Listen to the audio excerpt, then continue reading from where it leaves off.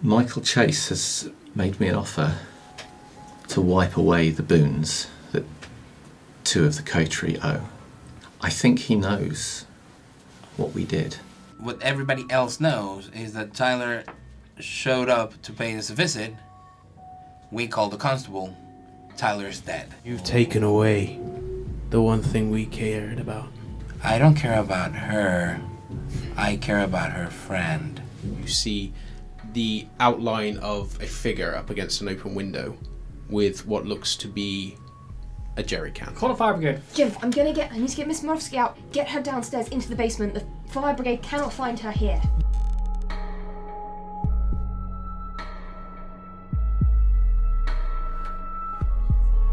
Good evening, everyone, and welcome to the 9th episode of Blood on the Thames, a Vampire the Masquerade Chronicle set in London, England. With me tonight, on the Halloween special, the ghost playing Moses of Clan Nosferatu. Hello, I'm Peter and I'm playing Benjamin the Malkavian. There was some debate about who I'm dressed as tonight, so rather than tell you, I'm going to leave you guys to work it out in the chat and we'll let you know during the interval. Hello, this is a Sith Lord among the dark side, playing Jim Roy Woods tonight of Clan Gangrel. Very suitable. Now, guys, if you'd like to educate everybody, or remind everybody rather, as to what happened on episode 8 last week. Okay, so last session started with a very, very hungry Jim and getting hungry Moses. They were sleeping at Moses' house, so Moses realized that Jim was a little bit of a liability. He was really, really on edge after healing some of the aggravated damage he had on his hand from previous nights. So eventually, before he just snatched somebody randomly and fed off of them, Moses jumped in the car with him, getting hungry himself, speeding a little bit until it was, a little bit too much for his driving skills. There was a nasty accident. The car was totaled. There was petrol going around. Moses was freaking out. He started literally going into the throes of a fear frenzy. Jim managed to get a little bit of composure from his hunger. And they both got out of the cars, but there was a little bit of a scuffle between them as Moses was doing everything in his power to get away from Jim.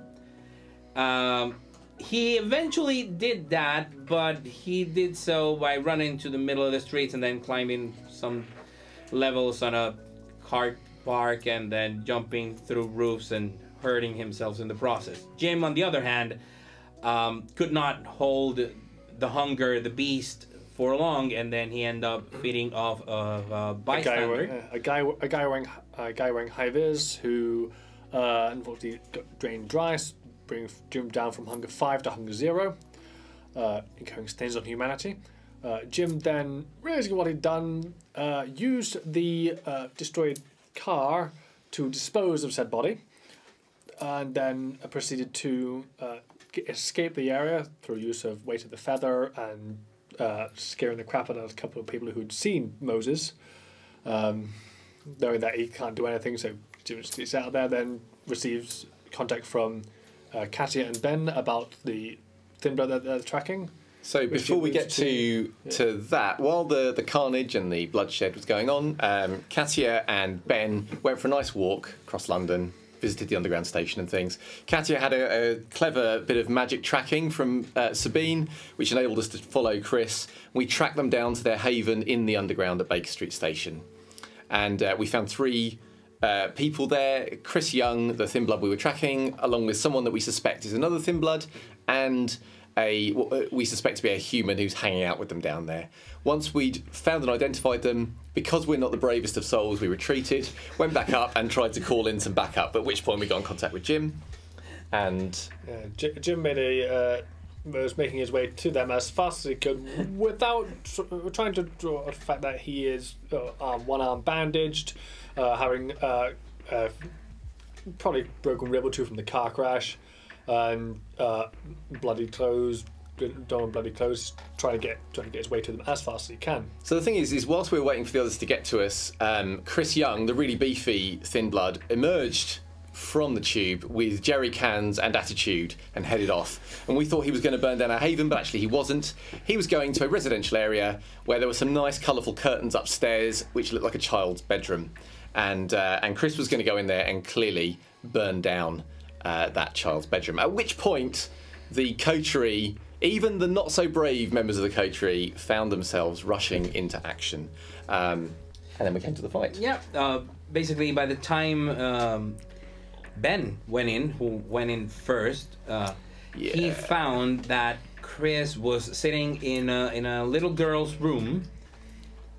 The girl had been put to sleep with some chloroform or something like that. She was limp in his legs, and he had some jerry cans. She was limp on his legs, sorry, and he had some jerry cans there. So Ben did the only thing he could do, and it was, well, he literally, the bravest souls, he rushed to save the girl and get it from the clutches of Chris. In the process, even though he was successful, Chris managed to throw some petrol at them and drench them completely. But by that time, Katia came in time, used some powers of the blood to confuse him for long enough to Jim and him to get nasty. They came to several blows, most of them with Jim's claws, and the fight ended getting them both tumbling, well, not tumbling, throwing themselves out of the window down to the front yard, where Katia just went Assassin's Creed on the guy from the second story and managed to put him into torpor. But then you had like a massive body in the front yard with a lot of blood, and it was cleanup time. So yeah, there was a sort of frantic, neighbours were starting to get alerted, people were coming out, there was a lot of shenanigans, but essentially at the end of the day, the situation was we'd stolen the neighbour's 4x4, yeah. Jim was at the wheel, Katia was at the front, she was trying to contact her Tremere help Sabine to find a place to drop off the body. Ben was in the back, looking hungrily at the body of Chris, the thin blood. And Moses had shown up because the little girl turned out to be Lucy, which you guys have already met. So he stayed behind, trying to reach Lucy's guardian, Susan. And the phone was ringing, and no one was picking up. And then there was like the dun dun dun, yeah, and that's where the Dykes moment. Yes, that will be edited in. So that is where we left off, guys. We've done the recovery of willpower based on your 2 highest attributes for those that are still learning the system with us. At the start of every session, either resolve or composure, whichever one's higher, that's the amount of superficial willpower damage you recover. So they've already done that. Jim had his humanity roll. Yeah, his humanity roll last session and succeeded. So, with that in mind, you two plus Katia were racing off away from the almost burning ruins of this building, whilst Moses had stepped back inside. Moses, you can hear the sounds going on from outside. You can hear the raised voices of the couple that had come out to investigate, suddenly been robbed of the last few minutes of their memory, and are now having a heated debate about what they were currently doing, and disagreeing quite loudly. There are some other people who are beginning to stir in their houses. Not everybody's stepping outside. In fact, it appears that nobody after this one couple is. But most of your attention is now within the house, upon Lucy, who is still unconscious, upon the very strong stink of petrol. And the longer you hold Lucy, and the longer that bzzzt, bzzzt goes on in your ear, the more you are uncomfortably aware of a tightness rolling throughout the entirety of your body. and your mere proximity to Lucy is uncomfortable. Not only because of how hungry you are and how acutely aware of that fact you are, and not only because you can hear her pulse, but also because there is something in you that is warning you that you are in more danger being close to Lucy at the moment with the telltale smell of petrol than you are anywhere else in the house. Bzzzt. Bzzzt. Bzzzt. The number you have dialed has not been recognized. Please try again. Have not been recognized? I have the wrong number for Susan? Shit. I try to look around the kitchen. I leave Lucy in the living room. I try to look around the kitchen or anything that can give me an idea of like emergency number, something that she might have left even for Lucy. Okay. Like in case of emergency, call this number or do this. Okay. We'll say, given everything that's going on, we'll say I'll let you choose the skill, but it'll be resolve. So what skill do you want to use in the justification for? Probably it's going to be investigation. Yep, do investigation then. Yep, so resolve plus investigation. Which makes it... well, I already have a compulsion. So here goes minus nothing. 2 for your compulsion. Yeah? Minus 2 for your compulsion. Okay.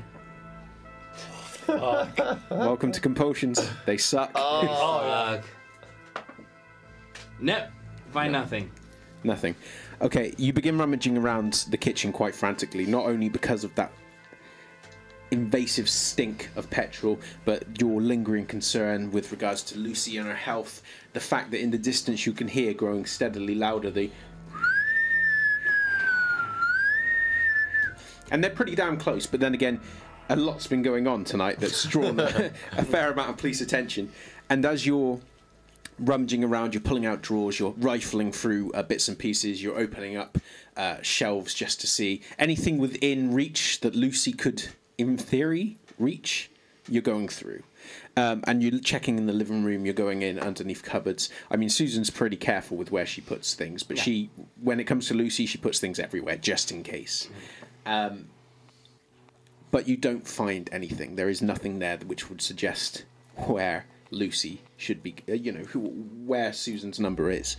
And as you begin heading back upstairs, you can see the telltale ruins of the window through which Chris Young and Jim took a tumble, and then Katia leapt. You can see all of Lucy's toys, these familiar toys that you have been sat and played with her. Crushed underfoot or knocked aside or covered in petrol or otherwise sat in disarray. Her bed completely dishevelled from her own emergence from the bed and Katia leaping upon it. And you can see at the foot of the window the mobile phone that you had given her, the one that you got a very quick buzz from before it went dead, broken. And her pager likewise is broken. You can hear the sirens going louder and louder. I grab the phone and the pager. Yep. The jerry cans are still at your feet. I leave them. Okay. So I'm not going to touch anything related to petrol or anything. I mean, you're already partially covered. Yeah, because I took care of her. But now she is downstairs on the living room, well ventilated, and covered with like her other clothes and like blankets. So I just go outside, take my motorcycle, circle around around the block. Okay. With my helmet on and everything. Actually, you know what? I leave. I'm too hungry. If someone shows up and it starts snooping around, I'm gonna feed off of them. So is Lucy still in the house? Or are you taking her with you? I'm not taking her with me. If the police is coming, what are you doing? I stick around the house and with you just put the motorcycle in an accessible area, not in the front of the street, like as close as possible. Okay. And then obfuscate. Okay. Before you do that, since you were running around a lot, I need you to do a Dex plus Stealth. -2.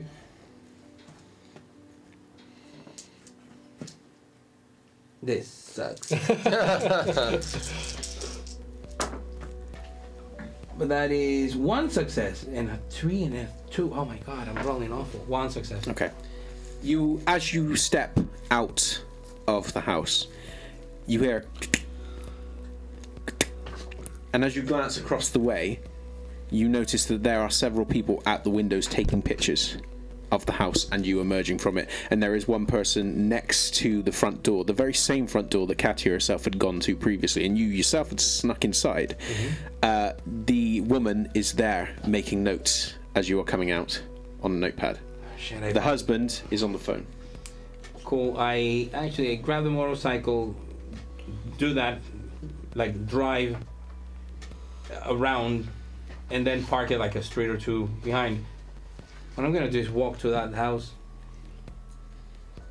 Like, well, it's an easy dinner, and I can take some of the notes. It's worth noting that in the time it take you to park up and come back, the police are likely to be there. Oh damn! I just put on a vigil. I just obfuscate 1. I don't want to use any more blood on this. Are you sure? Yes, I am sure. I'm looking for a nice, dark, shadowed place for me to just stand there and hide, invisible. Okay. And see from a distance. I'm not gonna be like inside the house or anything. Okay. I want to see how this evolves. Meanwhile, racing away from the scene, you are all witness to police cars heading in the other direction, and there's a sizable police presence in the city at the moment, not only because of related events, but also because at this present time London has had a succession of murders, animal attacks, various other incidences. Arson. The police are pretty active at the moment, and this is becoming readily apparent the more that you are trying to move through. Jim, can you do me a Dex plus Drive check, please? So, I'll start to say, I must say, all this excitement's made me rather hungry. I don't suppose anyone would mind if I had a little top up from Chris here. And advise against that. Why? As would I. Why? I mean, he looks like he's got plenty of blood in him, and I am quite hungry. Surely, and he's not a nice person, isn't it? Ben, how much has your sire told you about kindred vitae? It's very tasty. But not really much, actually. Now that you ask. And she glances back over her shoulder towards you, just kind of considering you. She's not looking at Chris, but she's more pointedly staring at you in that way that Katia does when she's trying to see whether or not you're really this dense. Yeah, pretty much. But in that polite way that she does. And if I were to tell you it was extremely addictive. Oh. Even more so than something like heroin. Oh my goodness, really? Yes. Even in a thin blood. Oh, well, I suppose that's a no then. And I don't think Edmund would appreciate it either. Oh, well, no, fine. No, I won't have it. She watches you for a moment longer and then slowly turns back forward. She doesn't say anything else. She doesn't look at Chris at all, and she is just focusing forwards as Jim is driving. He is doing his best to keep pace with the traffic around him, but at this time at night, there's a fair amount of traffic between where you've just come from and where you are heading to. And every now and again, as Katia checks her phone, she does offer a glance towards Jim, just double-checking that he's not getting impatient. And he doesn't. He toes the line long enough for her phone to begin buzzing again. And as she looks down towards it, she looks up towards you, Jim, and then back down, and then says, "Do you know where the closest war memorial is?" Do I know where there's more or less? Yeah. I mean, given the success you got in the previous to try and find this place, there is one relatively close to your domain specifically. Yes, I believe I do. If you can take me there. Right. We're gonna make a just slight detour first, because we've been heading more towards the domain at this point. Ben, when we get there, I need you to get out, grab some chemicals, flammable liquids, get me in your car, and then meet me at. Well, I mean, I'll let you know I'm wearing flammable liquid. My clothes are soaked. Well, I mean, I'm literally covered in flammable liquid. Get a change of clothes, and bring those clothes with you as well, because we need to dispose of the car. Oh, so I should go back to the crossed hands. Yeah, get some flammable stuff, so we're gonna have to torch this car, because covered in blood, we cannot have this as evidence. Right. Goodness, there's a lot of fire in our lives, isn't there? Oh, too much. All right. So when this is done, you're going to drop me off. I'll go home. Can't you do this after you've dropped me off? I'd rather not keep Sabine waiting. Oh yes, no. We should get the this fellow out and away. Fine. And if we do happen to get pulled over by the police, I'd rather it not be with a body in the back of the car. Yes, quite. Well, exactly. Yes, we don't want to be caught with a body in the car. A stolen car. Oh my goodness. You guys are criminals. Oh my god. See what I have to deal with. Coming from the guy that burned down a house. And got the keys to the car. Yeah. Oh, Moses. You're behind all of this secretly. Yes. That's why he's hiding his face, so he doesn't give it away. Drive to the War carefully. Okay. This particular area is relatively tranquil, given the turmoil of London life that you just left behind you, and the sounds and the echoing bellows of the police cars that are thundering up and down the streets. And in this particular war memorial, there is just a single elderly gentleman with just a flat cap that's just sat there with a walking stick, just considering the memorial. And there's still some leftover poppies and similar items around it. It's well kept, and he doesn't really note as you kind of pull the car in. But as you're swinging around the car, and as Katia climbs out, she glances towards her phone again as it goes off, and then she looks towards the elderly gentleman who just glances at her and just inclines his head slowly. And then he gestures with a small nod towards an alleyway further up. Drive towards the alley carefully. Okay. The moment that you pull up, two individuals step out of this alleyway. They're not heavily built, and in fact they look to be quite young, and based upon their attire they could pass for your average tracksuited teen. And as they kind of stop before you, they glance into the window and then glance back up towards you.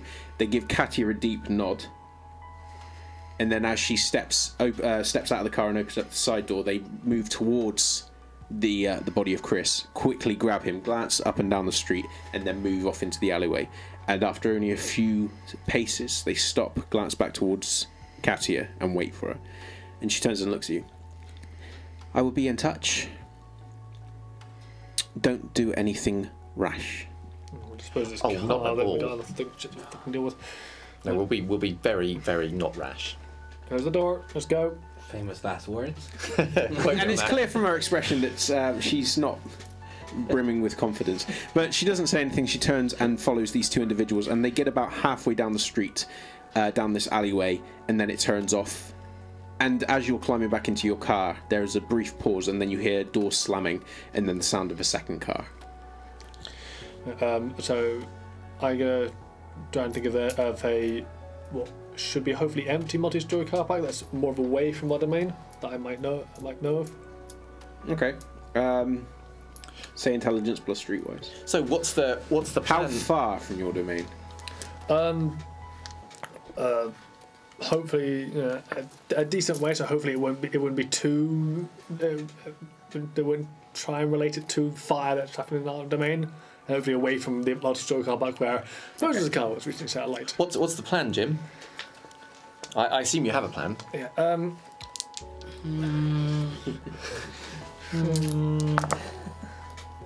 2 suggestions. Okay. So plan is I'm going to Do I know where one would be with that? You know where one is roughly in South London. It's not like far away from your domain, but it's a sizable enough distance where, unless someone is actively working on your case, if anything went down there. Oh, talking kindred here, not mortal. I mean, it's hard to. It depends on how cautious you want to be. It's close enough that you can get to relatively easy. What's the plan, Jim? Right, I'll tell them the location of the car park. So Yes. What you can do is I'm going to drop you off at the domain. Yes. You're going to load your car with some flammable stuff. Get yourself a change of clothes. Yes. Hopefully get me something fucking well because this shit is destroyed. Yes. Right. Yeah, then you're going to get in your car. You're going to drive to this place where I will be. Yes. I'll find a quiet spot where they're going to torch this car, then get out of there. Where are we going to torch this car? We're going to go to a multi-store car park. That's going to be A multi-storey car park? yeah. You sure that's a good idea? Well, Shouldn't we take it out of town or something? well, do you really want to be trying to get out of town in a stolen car? We need to just get this done, get this sorted, and get it going. I suppose so. I suppose, or I mean, well, I suppose you know about this sort of thing better than I do. I was just thinking that it might not be noticed as quickly out of town, and it might not be connected to things happening here in London. But if we do it somewhere, this car park's not that far away. If we do it somewhere in town, well, they might connect it to the. Aren't there 3 fires we've had around us lately? I'm just saying, there's a sort of an MO. You know, that's what I imagine they would. Wow. I'm just thinking that it's extra dots that can be joined up, isn't it? Don't you think? I mean, Well, there was the crossed hands. They're going to find probably the jerry cans, unless Moses cleared them away. But Chris had those jerry cans, and so they'll know that someone was trying to start a fire there. And there was the fire at Stephen's place. Yeah. And there's also been another car fire, which Where there has. Well, that's all the more reason not to have this car fire, surely. What? Surely, I mean, I could show that I had it. Dripping with blood going. yeah. Yeah. How do you suggest we clear up this evidence quickly, other than fire? I could find a back alley if you'd like. No, I'm not saying no fire. I'm saying no fire in London in the same area where all the other fires have been. That's all That's I'm why I'm saying. trying to get out of the fucking way. Yeah, but you're trying to take us to a car park that's still in London. I'm trying to say let's go further afield. Further away. That's all I'm saying. Just further away. You can have all the fire you want, just a bit further away. That's all. And do you have any idea where one would be? Where one what would be? One place that would be potentially more suitable then. Well, just any off. Once we get out of town, off a main road, somewhere, just in a lay-by somewhere. I don't know, somewhere just out of the way. If it's in the small hours, it might not be seen for quite a while. That's all. Or that's all I'm suggesting. Again, give me a location to suggest it because we need to be able to know where to meet. Right. Well, you see, we don't have to meet where we're going to start the fire. I can meet you at the car park. The thing is, I just. Look, why don't... yes, I'll think of a location. So I'll see if I can think of I don't know, any road which is kind of off, just outside London, where there might be some lay-bys or something where you could light a fire and go. I mean, I don't really care. All I want is somewhere out the way. Okay. Do you want to make a roll? Yeah. A dumb ass plus Wits god roll. Intelligence plus. It's going to be streetwise, isn't it? You're looking for a road. I would think so. Yeah. It's all about the streetwise people. 2 successes. Okay. There are numerous roads which go in and out of London. Quite a lot of them frequented by a lot of travellers. But swinging off of these roads periodically, there are lay-bys and there are service stations and the rest. Yeah. And there's numerous places where truck drivers going back and forth. Yeah, can sleep over and stuff. Those are probably one of the only things you could get to in the close to London. You could go further out and find something that is truly on its own. Yeah, and then it's a case of getting back in. And traffic around London, you know, when people are coming in and out with exports and imports and stuff, in the early hours of the morning, it's going to be more difficult for you to get in. Yeah. As certainly getting smoothly and ensure that you have enough time to get back and do whatever else you need to do, Yeah. and see whoever else you want to see. Indeed. Don't worry, that's on my list. It's on my agenda. So yeah, all right. So I'll name one of these roads where I remember there being some lay-bys for truck drivers, and I'll say that road. There's several lay-bys at intervals for truck drivers. The first one that you see that doesn't have a giant truck in it, park in that, and I will catch you up. Alright, be as quick as you can, but don't get the fucking cops on your tail. What? No, of course Don't not. crash a car like Buddy Moses did. Well, of course I'm not going to crash the car. Of course I'm not. Goodness me. He blames me for crashing while I was trying to save him. I mean, like Your it was ears just are burning, one Moses. time, and I'll never let you forget it. Eh? I don't know. Your fox ears are burning. They're Yeah. twitching. Yeah, it's okay, it's okay. Meanwhile, Moses, you've become still and you are watching the scene unfold at Lucy's house, and it's uncomfortable for so many reasons beyond the fact that, one, you know you've been seen, and you're almost never seen. It's an uncomfortable realization and a sensation of staying in an area where you know it is not safe. But it's also immensely uncomfortable because you know Lucy and you know Susan. I mean, Susan is a massive inspiration for you in so many different ways, and you don't know where she is. And you can hear the sirens and you can see the police cars pulling up. You can see numerous people coming out of their houses in various states of dress. Some people are still in normal day attire. Some people, like the individuals that came out with the golf club, are in wearing nightwear. And as they step out towards the police, they begin giving a description as other officers make their approach towards Lucy's house. And they step inside, and then almost immediately you hear a shout, and some officers step towards the door as one of the officers emerges with Lucy in his arms. And whilst one of the officers steps up towards her and just begins trying to rouse her and performing immediate first aid, making sure she's breathing, making sure all the That's basic why I things. left The moment that they're satisfied that she is as okay, Yeah. they take her towards one of the patrol cars and put her in the back.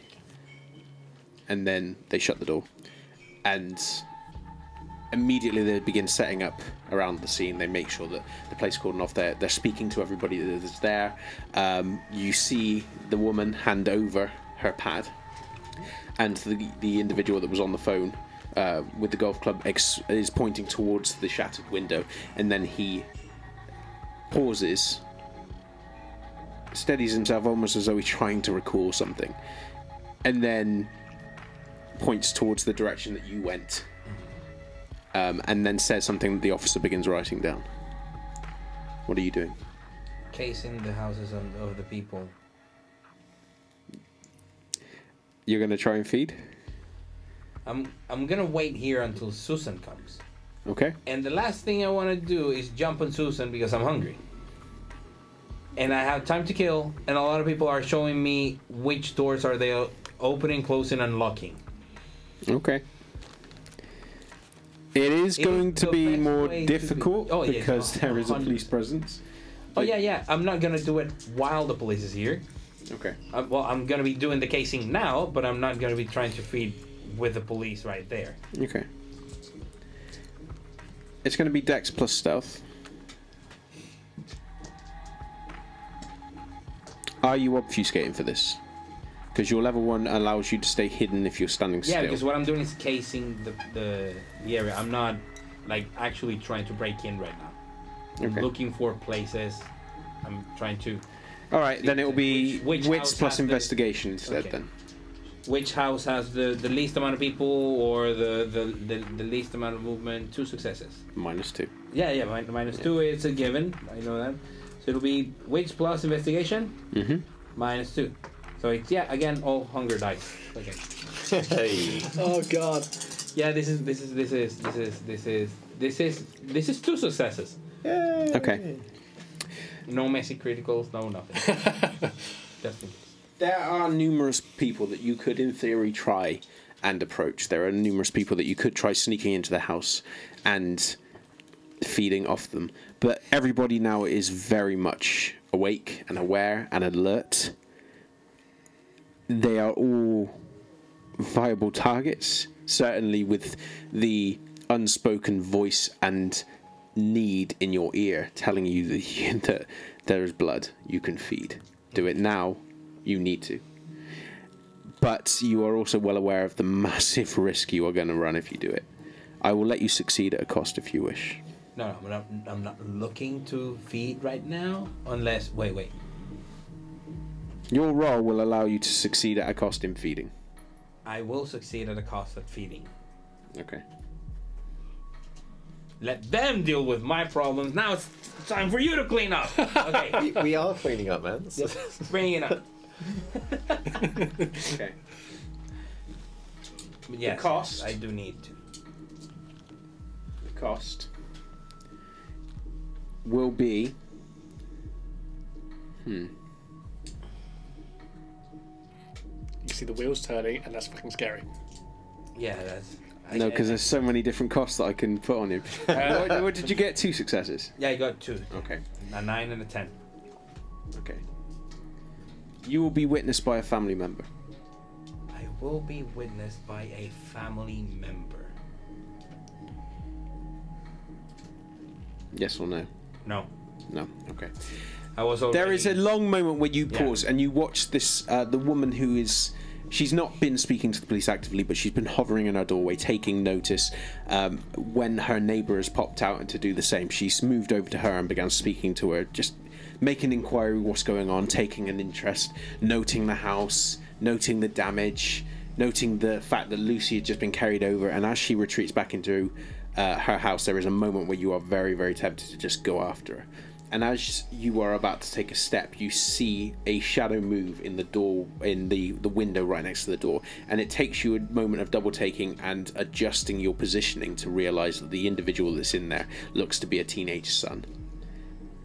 And the glimpse that you take of this individual is what stops you in your tracks, even though that there is an almost painfully angry gripe in your stomach which twists the moment that you resist the urge to go after her. But you hold your place and you stay where you are. You're going to stay and wait for Susan? Yes. Okay.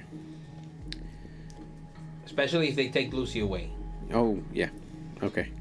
You too. So I'm You could dropping him. So where are you dropping him? Dropping him sort of nearish to the domain. Further where he can very quickly get there. Yeah, but not outside the doors, No, though, eh? outside the doors. Well, let's not make it too easy for the police. It's worth keeping in mind that your place is still Yeah. difficult to access. Why is it so difficult to access? I noticed there was a Because fire. there was a fire yesterday. where It's being investigated because of arson. Yep. And also just up the road someone was stabbed. So assumedly it's a crime. There's like police tape and that kind of shenanigans. Yeah, it's basically you are entering into a building that has police tape on, and you've got to remember that these 2 crimes happened within the a Last minute or night. so of each other. Yeah. Okay. You can still go in. It's literally, you're not going to have to like hide around other people, but obviously it's going to look a bit dodgy if you're stepping under police tape or something. You could easily talk your way out of it as I'm getting belongings and all the rest of it, but it's not as easy as just walking up to your front door and going in. Is there like a fire escape we could go up? Yeah. You've got all your old rickety fire escapes. Nice. Well, I guess that's my problem anyway. So assumedly you want to drop me. I might suggest you use the tunnels. Tunnels to go in. Yeah, the tunnel. What? There's a way into through. Oh my goodness! I didn't realise they linked up. Fabulous. All right, let's do that. Yes. All right, tunnels. Great. Yeah, Is that where you're getting dropped off? Yeah, he's going to drop me off the tunnels. All right. We got there in the end. He drops you off, and you begin making your way back into these tunnels. And as far as I'm aware, you've not taken these tunnels yourself, but you've heard the coterie mentioned. I think I've been down, but only from Moses' end. Yeah. But I don't think So you've not done the full extent of these tunnels, and it is tunnels that probably would have seen use as for the sub of the tubes, but was never finished. And it's in states of various disrepair. Mm-hmm. And you begin walking this long track. There's numerous amounts of rats all over the place. That elicits that kind of you look as bad as you taste kind of sensation. And you step past the rats as a few kind of sniff and scurry away, and you return towards Moses's basement. What are you doing? Well, I'm going to have a quick listen out for Mrs. Morofsky, like whether she's in the building, whether she's not in the building, whether she's snoring, whether she's... Okay. Whatever. Yeah. Wits plus awareness. Unless you're going straight up. Well, I'll just heighten senses and listen for her. Oh, in heightened senses then. Given where she normally sleeps, you can't hear her. In fact, you can't really hear anything other than the chirping of rats at your... In that case, I'll just... so when I go up... I will go up a little carefully, just in case, there's a random police officer wandering around. So I'll be listening up. But you said I couldn't hear anything, so I'll make my way up to my rooms. Okay. You go back up towards your room and you step through the door. I mean, the door was already open anyway from where you took flight with your paintings. Yeah. And the very first thing you note is that most of your the items that you'd left upon the floor previously, your communication with the ghost, are untouched. Oh yeah. But they're the only thing in your room which hasn't moved. So, what the stuff I put down on the floor? Yeah. So all my other stuff is like moved. Yeah. In what? Strewn. Oh, like someone just chucked it all about. Oh my goodness. Oh. Those firemen. Oh, this is. The authorities, eh? They're so messy. I'm gonna look for some bags. So, because I want to bag my clothes up. Okay. Because they're soaked in stuff. I want to make sure I take out anything that looks like it won't burn in a fire and therefore be used to potentially identify me or connect back to me in some way. And is that a knock on my door? Not your door, no. Well, I'm probably like half undressed at this point, so this will freak me out quite a lot. Where does it sound like it's coming from? Upstairs. Like someone knocking on the ceiling kind of thing? Or knocking on a door upstairs? Sounds like someone's knocking on something. It's kind of hard for you to... I mean... Sure, that's fine, that's fine. I'll very frantically throw on some clothes. Okay. Because I can't go investigating knocks in my pants. It's ridiculous. That's crazy. I mean, come on. There's limits. Yeah, and I'll briefly, I'll go to the stairwell and listen. Does it sound like there's someone moving around up there? Go back into my room. Fine, I'll go up this time. Okay. You go up onto the stairwell and you peek around the corner and there is nothing moving. The doors are how they were left. There is the markings upon the floor from where the individual had been thrown down whilst on fire. There's kind of charring around the edge of the carpet from where she'd made contact but it didn't catch. There's the stink of the burning in the next room. And, I mean, the smell of burnt wood and similar has never really bothered you before, but at the moment it is repugnant. And as you are watching, you can hear from upstairs. So it's further upstairs. I'll go up. Okay. Feeling increasingly creeped out. Okay. So you begin moving up the corridor, stepping through the shadow of all these different kind of old decor that Mrs. Morofsky has had in this place for a while. And it is extremely dated, even by comparison to the ones you had in the lobby, because obviously she's not been up here to renovate and she can't bring herself to get someone to chuck it away. And this is all stuff she's professed. But it is like stepping into a 50s era kind of hotel corridor. And there's a briefest moment where whether or not Benjamin's seen it himself, he certainly would have known the trademark scene of like The Shining, of stepping down this corridor. And it's an eerie kind of sensation. You have to remind yourself. And then you get to the end of the corridor and the stairway going up, and just as you're about to step onto the next step, you hear. So I think it's on this floor. Upstairs. Have I got many floors left to go? I'll go up. So you're at Jim's level now? So this must be Jim's level going up to Katia's? Yeah. Oh, I've never been in Katia's area before. You're moving up towards Katia's door, and this is, as you said, is an area you've never gone into. And you move up towards the door, and there's a hesitation as you're about to touch it, just purely because, if she was here. I think I might knock. You knock. Hello?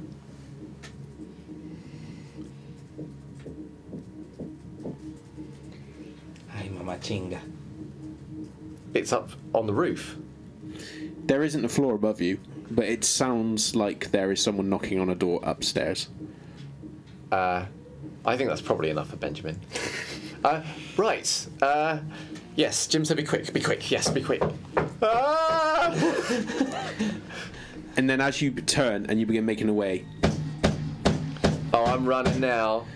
you begin sprinting. Sorry, is there any other stairs up? There aren't, are there? No, Not you're aware of. No, I mean, unless Katia's got. no, The I'm one just running. going to the roof, maybe the one that Jim uses. But he probably goes up on the fire escape or something, I'm guessing. Yeah, I'm just going to run back to my room, grab stuff.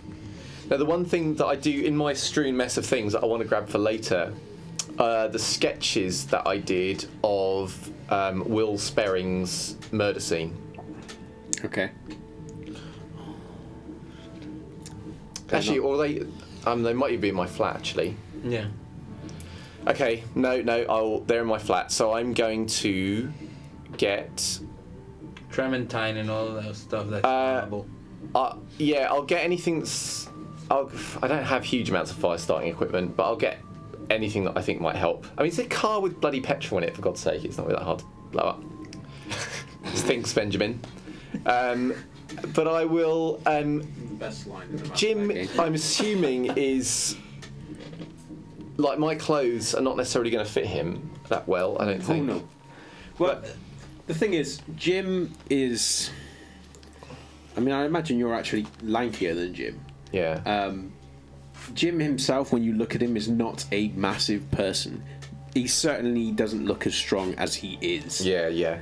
But then, one of the earliest things you learnt from Edmund is that you never judge a kindred based upon their appearance. So I'll grab the loosest kind of clothes that I've got, even if that ends up being a dressing gown or whatever, but I'll grab some stuff, and then I'll go to my car. Okay. And go driving off in search of... one more thing, actually. So, I need to book a table or something at this club, the Purple Turtle. Mm-hmm. So I'll call the Purple Turtle to see if I can book a table for later. Okay. I'll see if there are any left, basically. There's a moment of ringing, and then you hear, yeah! So, oh, hello. I was wondering if you have any tables left tonight that one could book. You sure you got the right place? And you can hear loads of people talking in the background. You can hear music. So this is the Purple Turtle, isn't it? Yeah, we don't really take tables for bookings. It's a nightclub, mate. Oh, right. All right. Thank you for clearing that up. Bye-bye. He hangs up. I'll go there later. Okay. Fine. Now, in terms of where I'm going to meet Jim, is it more efficient to go to my flat first, or is it more efficient to go... It'd be more efficient to go out, because your flat was close to Edmund's gallery, which is west. Fine. area. So I'll go, because I want to get my sketches before I go to the Purple Turtle. So I'll do that on the way back. So I'll go to Jim. The easiest way for you to go out is to go south London, because you're already southeast. To go out south London. Yeah, I will text Jim just to say on my way, and I'll get in the car and I'll drive off. Okay. So it takes you a few moments to get sorted, get out, and as you move off towards your car, you begin opening the door and then stop and then glance back, and it's that unwitting glance back towards the hotel, and it looks really eerie to see the hotel without. I mean, it was never a place bristling with life, but there was always Mrs. Morovsky or one of you guys, and you've not been there long, but it's already kind of become the safe haven outside of the gallery of Edmund for you, and it's weird to see it so, I mean, for lack of a better expression, so dead. There's no movement in there. You can see the tape that you've managed to step around or go through the fire escapes to avoid, and you can see the fire damage from Jim's window. And as you're kind of considering it, it takes you a moment to realise that what you're staring at isn't wallpaper. It looks to be a silhouette of someone staring at you. Now, when you say silhouette of someone staring at me, is it a kind of silhouette that seems vaguely familiar in any sense that strikes terror into one's heart, or is it just a silhouette of someone staring at me through a window? It's very hard for you to tell. I'm going to go with the former then on principle, and I'm going to freak out and drive. I'm going to just drive away. Okay. If anyone had been there, it certainly would have elicited a few comments or questions. The way that the door that's already open, you almost throw it even further. No, I'm going to flap about and climb into your car, slam it behind you, fiddle with the keys. Oh, he's a neighbour, no! No one comments because no one's with you. However, you're pretty certain that if Edmund had been with you, he probably would have consoled you. I will wish that Edmund was here. Yeah, I mean, everyone wishes Edmund was here. Oh, Edmund. As you begin driving off... no pleasing some people. As you begin driving off, you are heading first straight towards Jim. I'm going straight to... Okay. To Pyro over here. Okay. Jim, you took the quickest route. I can't really see where this is with this mask. So apologies if I'm kind of nutting this guy. You begin making your way as quickly as you can and as on a immediately straight a course as you can towards this lay-by. Still keep within speed limits. Just drive. Yeah, doing your absolute best to avoid attention. I need a Dex plus drive roll from you again, please. You are driving a stolen car. The stinks of petrol. 4. Oh. Yeah. I mean, there's a moment that you really wish Katia was there, or better yet, Moses, so that you could show them how to drive.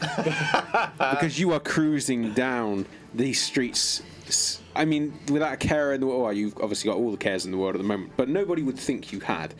The way that you are just going towards the edge of London, you are avoiding all the traffic. It's almost like finally Lady Luck is fucking smiling on you, and you managed to clear London's exterior as quickly as you could feasibly go within the limits.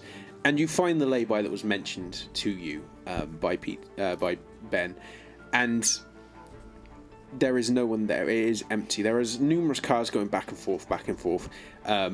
A little ways off. I mean, if someone was really paying attention to the lay-by, they could probably spot you. But you're pretty certain that people are intent on going where they're going.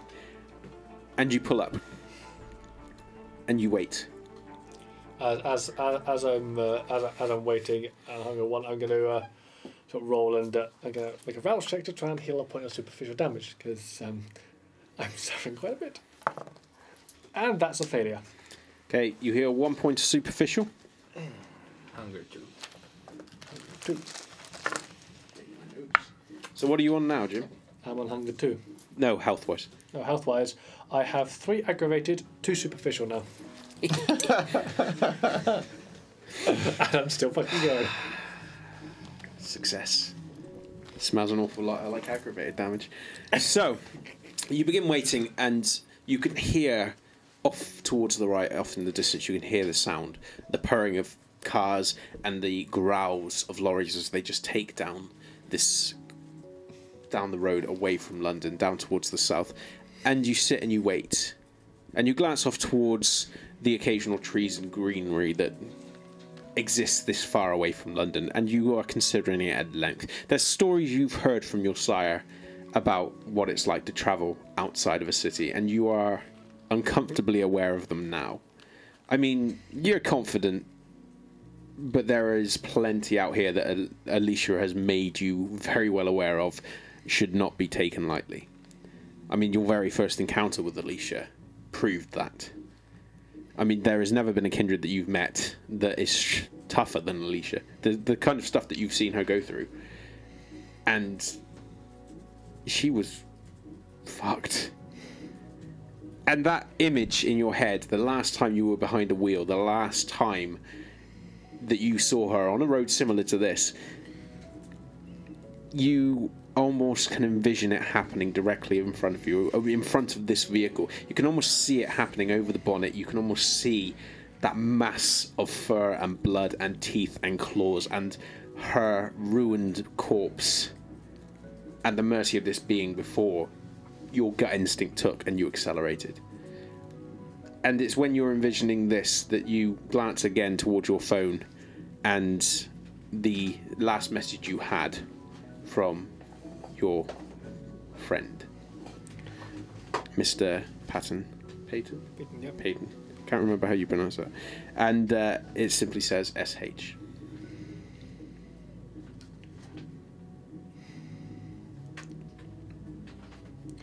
Do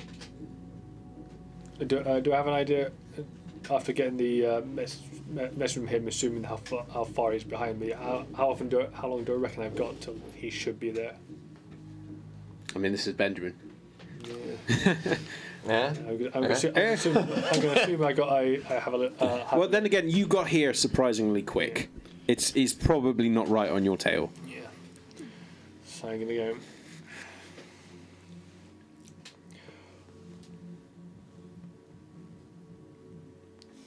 And what I'm going to do is I'm going to probably too soon for that. I'm just going to sit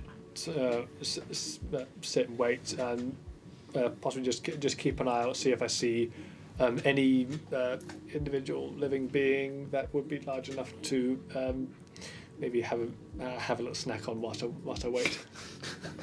So you're making a stop at the service, just like This is a happy else. face palm, by the way, guys. Yeah. I do this when I'm happy. Yeah. So just keep an eye out. If you're watching this, Rachel, we're sorry. Very sorry. Well, I'm not. I'm ecstatic. Yeah, you know, So you stop at the service, people go to the toilet, other people Okay. get like a snack, Just don't coffee. just Someone who could easily get to without attracting any attention, because I'm pretty sure I have time for this month. So Yeah. I'm pretty sure I can just Potentially. Yeah. Potentially. Okay, so you remain alert. You keep your eyes open. Moses, Sorry. you have been waiting now for the better part of about an hour and a half. The police have done what they want to do, and unlike in other locations where you've been surveilling, they don't stick around. They are making notes, they have spoken to everybody, and they have began leaving. Have they called like an ambulance or something to transport Lucy? Because she was like The out patrol there. car with her is taken off. Okay. Whether or not they're going to meet an ambulance somewhere else, or whether or not they're going to take her straight to the hospital themselves, you don't know. But you have waited and you have kept an eye out to see if Susan comes back. And she hasn't. And she hasn't.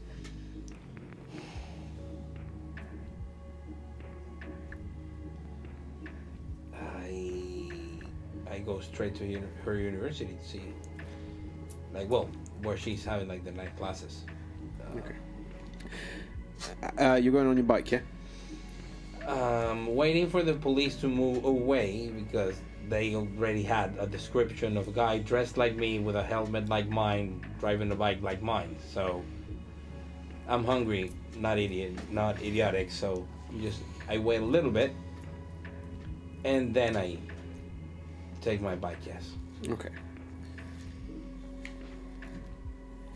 I need a wits plus drive roll from you, please. -2. -2. All hunger die, and last time I rolled this, Yeah. Fun happened. it was awful. Now I have 2 successes. Okay.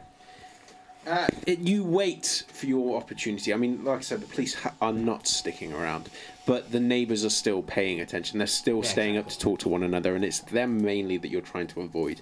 It doesn't take you too long to find your opening to slip back to your bike and begin taking off. You go as slowly as you can allow yourself to. Yeah, not revving the engine or anything. No, and you do your best to weave in and out of traffic where you can to try and cut corners and get where you need to go as quick, but without drawing any unwanted attention. And it is at one of these particular points where you stop the car. The bike. Okay. Sorry, I was thinking about you guys. You stop the bike and you pull up towards one of the traffic lights. You are glancing back and forth, and it is only then when you're glancing towards an alleyway that you swore you could have seen something there. But then as you kind of stop and double check, you catch in the visor a green flash, and then you realise that the light's gone and you have to go. So you begin taking off again. And you continue driving over towards the university, and before long you manage to pull up in front of it. And as you stop the bike and turn and glance towards the university, you become aware that on your visor, on the front of your visor, is a fly. And you flick it off absently. And then another fly. And then another fly. And then as you begin brushing them off, you stop and glance back the way you'd come, and you could swear you see whatever you saw before in an alleyway opposite. And out of the shadows of this alleyway, you can see flies just on the edges of the wall. It's almost like you're watching the edges of a carcass, and the build-up of flies there. They are currently coating the edge of this wall.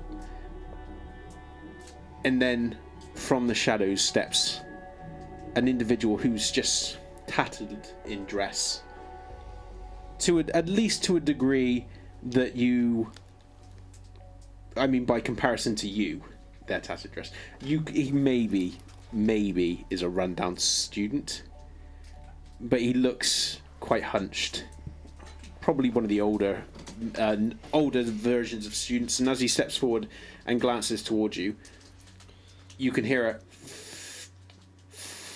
of something being scraped, and then you hear a ting ting ting of something being hit on the floor, and then the student just goes, "Yeah, Plucky Jake was looking for me early tonight, and I forgot." I just parked my bike close to where he is, and so I don't have to like walk a long distance with my helmet on. I just park near him and walk his way. You step off your bike and you remove your helmet, and it is only then, as you take it off, that you are aware how many flies are on the exterior of this helmet. And as your hands make contact with them, they flurry off and move back towards him.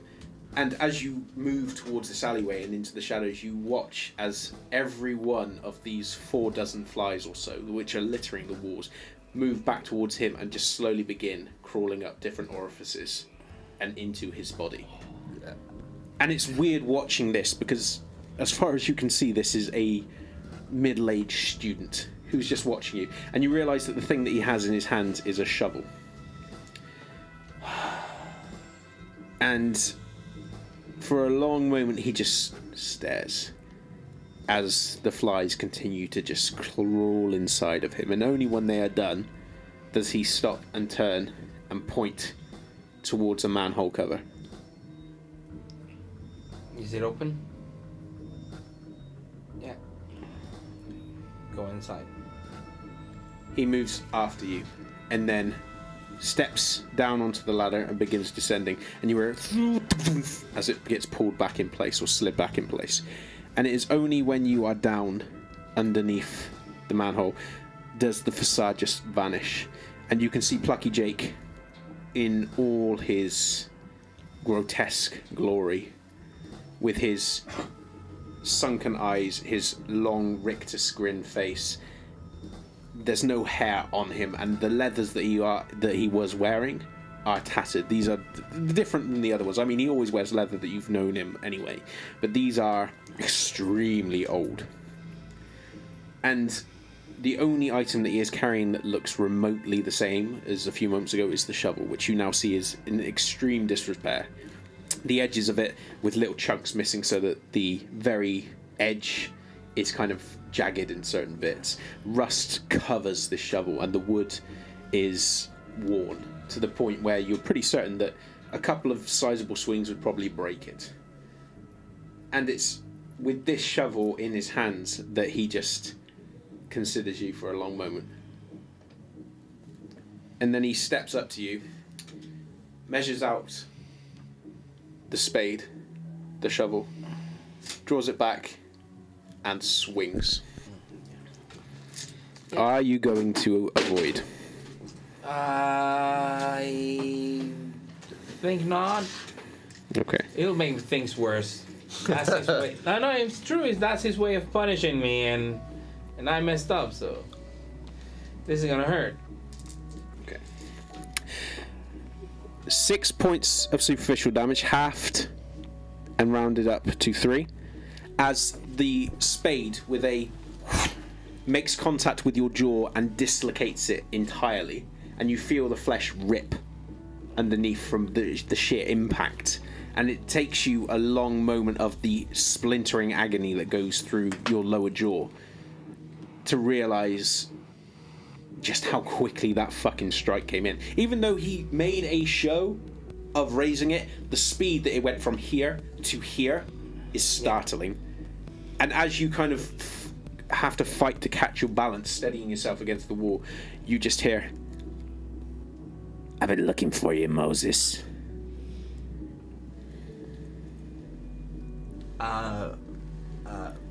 Three puts me at 2 aggravated damage because it was overflow. So I try to put the way that he's made contact with your jaw. Actually, I need you to roll a d10 for me. Oh god. Oh, because you're on there. Yeah. Oh. Oh, I'm failing at life. Where did it go? I don't know. Down there somewhere. 4. Okay, so it's going to be stunned, which doesn't really matter too much at the moment, but it could have been worse. The angle that he hit, and with the strength behind it that he hit you with, it has made it so that not only is your jaw dislocated, there is parts where the bone has broken. So even if you were to push it, it's not going to properly attach unless you spend the time to fix it. And he just watches you as you slowly pick yourself up. You're coated in blood, you've got the stink of petrol over you, and the smell of the sewers. And you can hear the echo in his voice. And whilst there is no malice in what he's saying, the way that he is looking at you, and the way that he is hunched, and the way that his fingers are rapping slowly, repeatedly over the shovel handle, it makes it abundantly clear that he is not in his normal benevolent mood. When'd you come and find me, Moses? I just hold my jaw so I can talk, I guess. And it's actually, I found out that you were looking for me earlier, and I crashed my car, and then a thin blood was gonna set fire. I was gonna come find you later. I'm gonna lead you somewhere now, Moses. I'm not gonna slow, and you'd better keep fucking pace. 'Cause you've already fucked my timeline up today, do you understand me? Understood. Fan-fucking-tastic. And he turns and begins marching off down into the sewers. And true to his word, there is no slowness to his pace. And as you begin walking with him, you notice some of the shadows of this pathway where you are walking. Various shadows detach themselves and begin walking in tandem. And you don't have to glance at them to know that there are other Nosferatu in this tunnel. And they don't consider you, or at least not giving you outright looks, but it's clear that they are basically borderlining this path that you are treading with Plucky Jake. And you are walking for a good 20 minutes before finally he comes into a small defunct maintenance room. And inside there is a single chair, a single kind of rusted garden chair.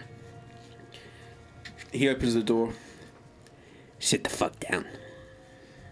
Just go there, put the helmet on the ground and sit next to it. Okay, he pushes the door shut, and the other two kindred wait outside.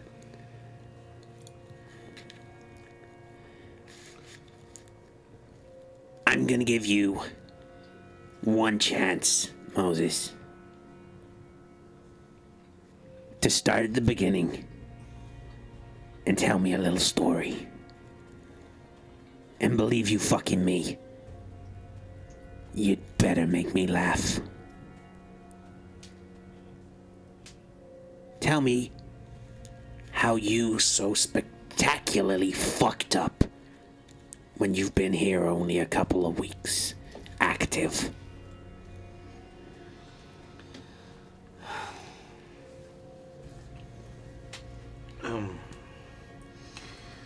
Well, my coterie is made out of a bunch of idiots. I have been cleaning up their shit for the last couple of weeks. He holds up a finger. So, after Tyler Adams decided to show at our haven, fuck knows why, and he got killed by the constable. We've been haunted by this group of thin bloods who have been wanting to light everything on fire, like literally even themselves. Like fucking Gangrel I live with burned his hands trying to put one of them out. Don't ask me why. He's the worst one. And now that everything is burnt and fucked up, I find out that these thin bloods were in the McDonald's, so I just took a bite out of one of them. Like seriously, I have no idea how to make you laugh other than saying that the Tremere has this thin blood now, and she gave it to Sabine. So that fucker is gonna suffer. Other than that, he was the one who we were hunting. If I was to turn around now, Moses, and say to you, are you at all responsible for this? Would your response be, it was the coteries' fault? Nah. Because they weren't in that fucking image, Moses. I know. That's what I'm saying now. They are the reason I got into that situation, but it's my fuck up. Yeah. You're lucky that this image has only been shown to 2 elders. Myself and one of those fucking Tremere pricks. Do you know what would have happened if this had reached Emrys? I'd be gone. Too fucking right you'd be gone. And I'd be handing in the fucking match.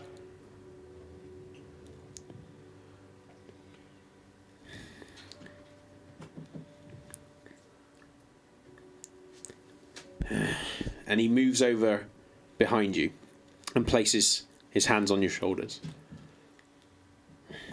I let go of my jaw because it's like really uncomfortable and painful to hold it. You bit a mortal in full fucking view of the kind. I mean, Moses, I brought you here to help make things better, not make it worse. The guy I bit was this. I don't give 2 shits if he shagged your dog, Moses. You don't go and bite him in public. You're lucky you only got 1 strike with Rusty Joe.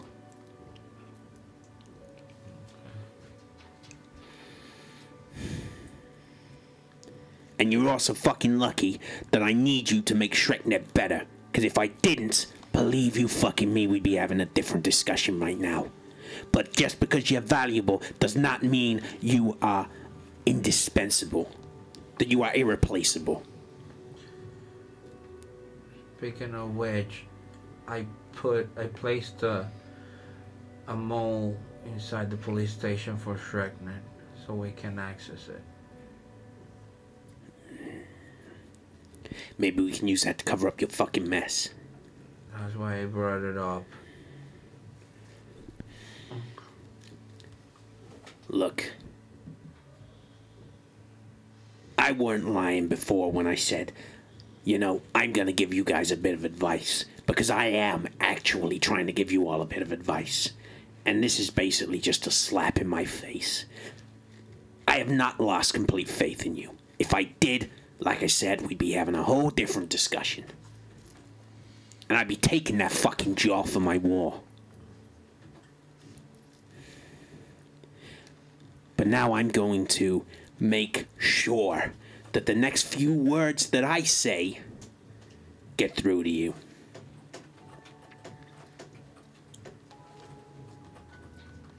There's an envelope under your chair. Get it out. You lean forward with your jaw hanging. Yeah. And pull out an envelope. Yeah. And as you open it, you see pictures. And what looks like transcripts of conversations over MSN and similar other different chat types. You recognize the logging name as one of the ones used by Sexy Pearl Okay, Vicarian. Okay. Yeah. And the other one used by Susan. Okay. The pictures are of Susan, taken in various places. I don't know who she is, but I'm finding out. But I know she's important to you, Moses. If you ever fuck my clan in the ass again,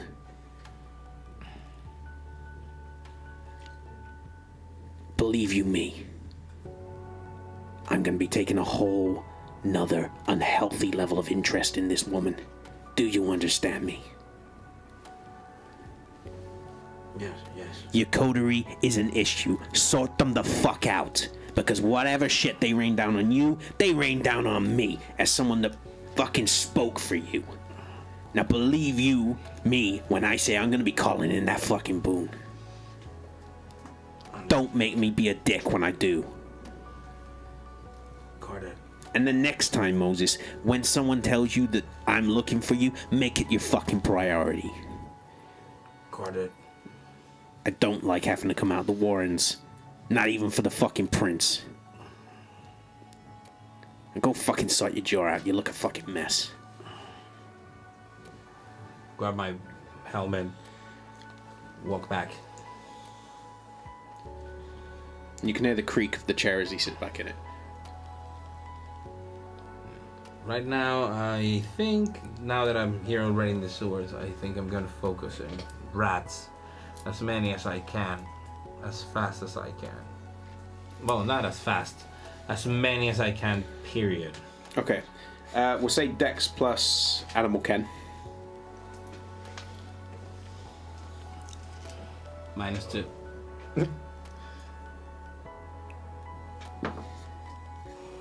Bestial failure. And I cannot re-roll it. It's a hunger. Oh, fuck. Welcome to the world of 2 compulsions. Oh, shit. It's not going to be 2 compulsions. I'm not that much of a dick yet. Yet. Hey! Yet. Yeah, wait till book 2. Yeah. Rachel, send me your energy. Do you really want that bad luck, Rachel? Okay. I'm going to continue looking for this. In the meanwhile, we're going to cut back to Ben. So I imagine I've put on something soothing, like Orinoco Flow by Enya, something of that nature, to try and calm me down after this pretty freakish thing. And I'll be driving very sensibly towards the place where I think Jim is going to be. Okay. I need you. Yes. Okay. I need you.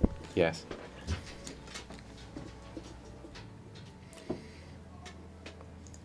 Need you to roll Composure plus Resolve.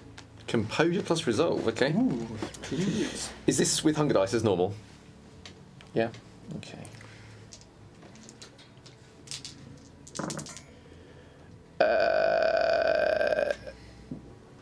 Okay, well, I have a... Do you know what? Because I don't know what I'm aiming for, but I've got a 1 on one of my Hunger Dice. And I've got 2 successes. Okay. So... It's fine.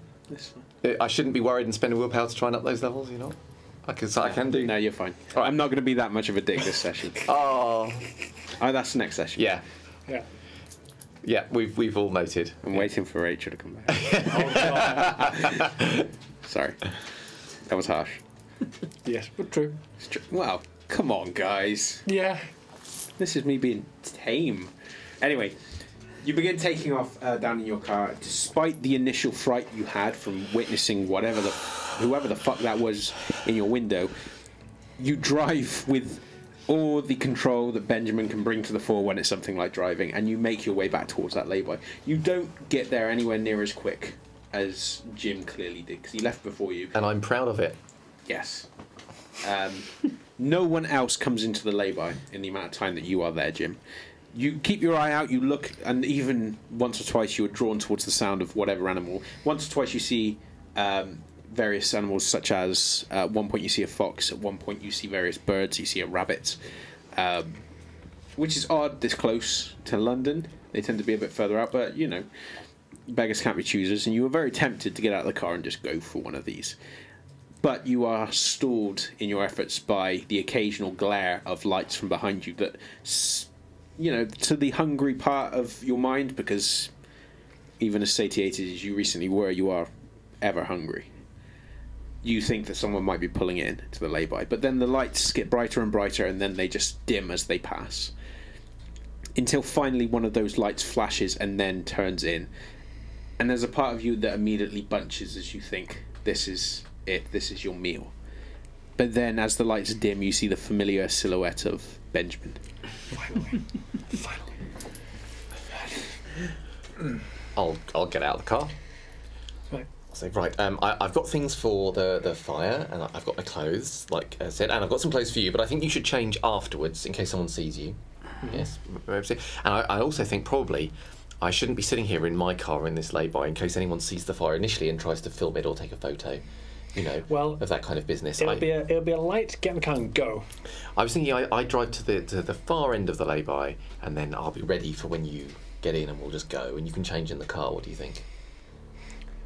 I should pull off a high-vis jacket and go, well, this certainly needs to go torched. Yes, here's a bag of things soaked in flammable materials. Here's a few other bits and bobs that might help.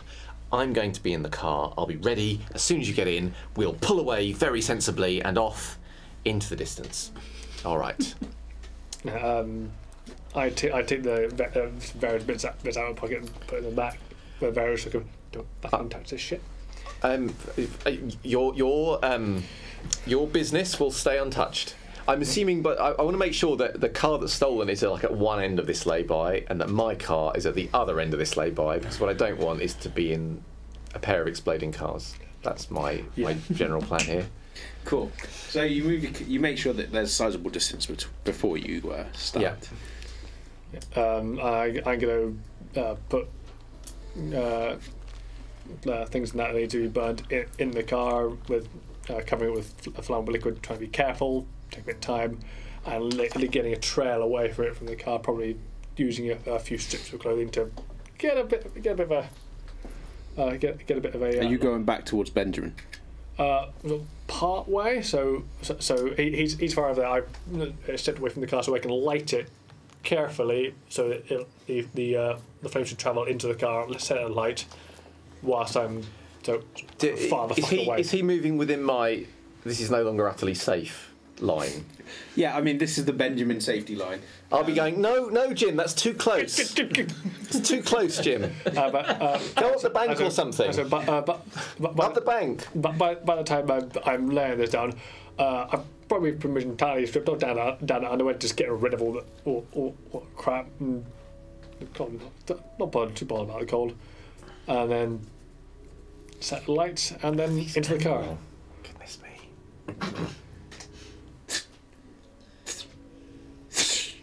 The moment that the torch goes up, there is a part of you which recoils. It's not enough just purely because of the distance you put between you and the car for you to go and flip out as you did previously, but it also helps that you're not currently wearing petrol covered clothes.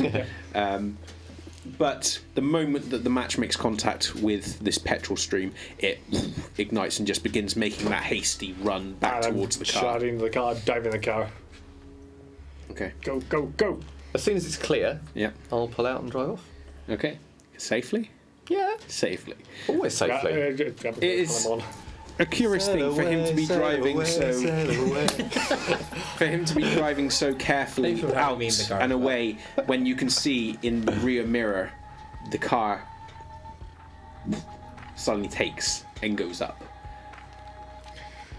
You're not sure how many people immediately notice this as they go hurtling past, but nobody immediately stops. Nobody pays much attention, even as you join this line of traffic moving away from London. And I will obviously the next junction turn around and stuff like that. Okay. I'll say, so there's some. I did the best I could manage with clothes in the back. Listen, that we may have another problem. What problem is this now? when I went back to the Haven, there was something knocking on the ceiling, and so I went up to see what it was. But then there was something knocking on that ceiling, and I kept going up until I was on Katia's floor, and there was still something knocking on the ceiling, and it got very loud and very scary, and it was definitely there. And then when I came and left, there was someone watching from the window, and I think it's that person that I warned you about. I think they're here. I think they've got to the Haven because, of course, there's no one there. There's no one there now, so they can just walk in and out whenever they want. It's either that or it's the ghost. No, but we've not seen the ghost. Well, Katia has, and that ghost certainly fucking exists. I mean, maybe the knocking was the ghost. The knocking might have been the ghost, but it wasn't just. I'm sure it wasn't just the ghost. I don't think it was the ghost. I don't want to go back in there on my own. Well, you would like me to hold your hand, would you, as we enter in? No, not hold my hand exactly. I just don't want to be there on my own. That's all. Because I think it's after me. He's after me. That's the thing. So you want me to look after you, do you? Yes. I mean, in a manner of speaking, I want you to make sure that I'm not. I don't know. Whatever this person's going to do, they don't do it. Where are we? We're not. Are we? Is there anywhere you need to go? You now, please don't be offended, but you look a little. You look a little battered.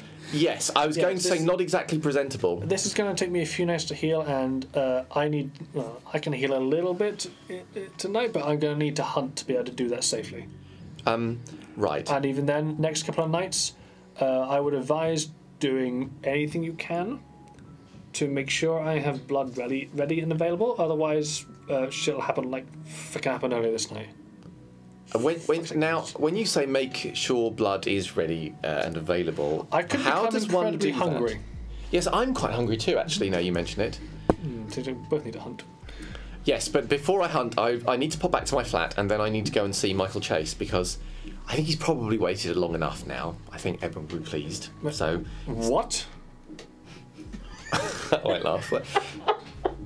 Well, because of all this business going on, I haven't been able to see Michael Chase. Didn't you say the other night was your deadline? Yes, it was. Absolutely. Fuck. But do you have any idea how fucked you are?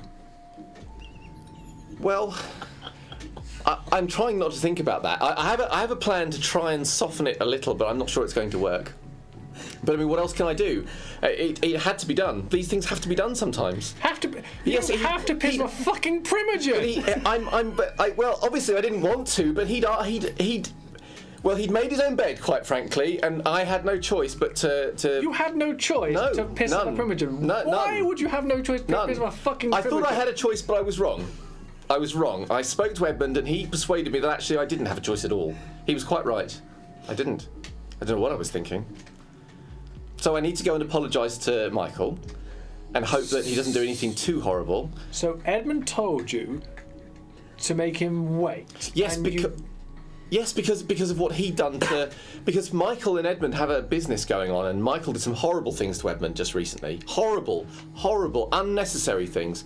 And so this was a sort of, I suppose, a lesson, of sorts. And yes, I am well aware that I am probably going to be the... I don't know, whatever the word is, fucked, I suppose you used earlier. I start removing some bandages to kind of show him the semi-healed arm. You could be suffering something like this.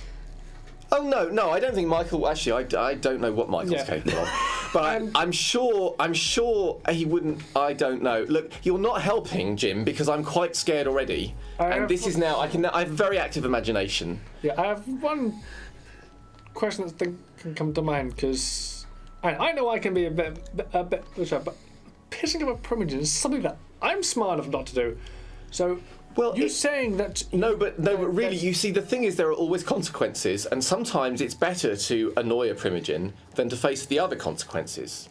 What are the consequences? To upset someone that you care about. Surely you understand that. If you care about someone, you'd do anything to protect their feelings, wouldn't you? Of course you would. Do you still drink from your sire?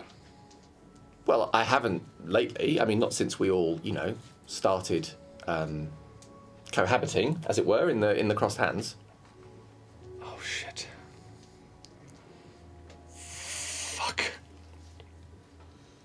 respond. No. Oh, fucking hell. Are you alright, Jim? Katia be better explaining this sort of shit to you than I would. Fuck. And that is where we're going to call a break.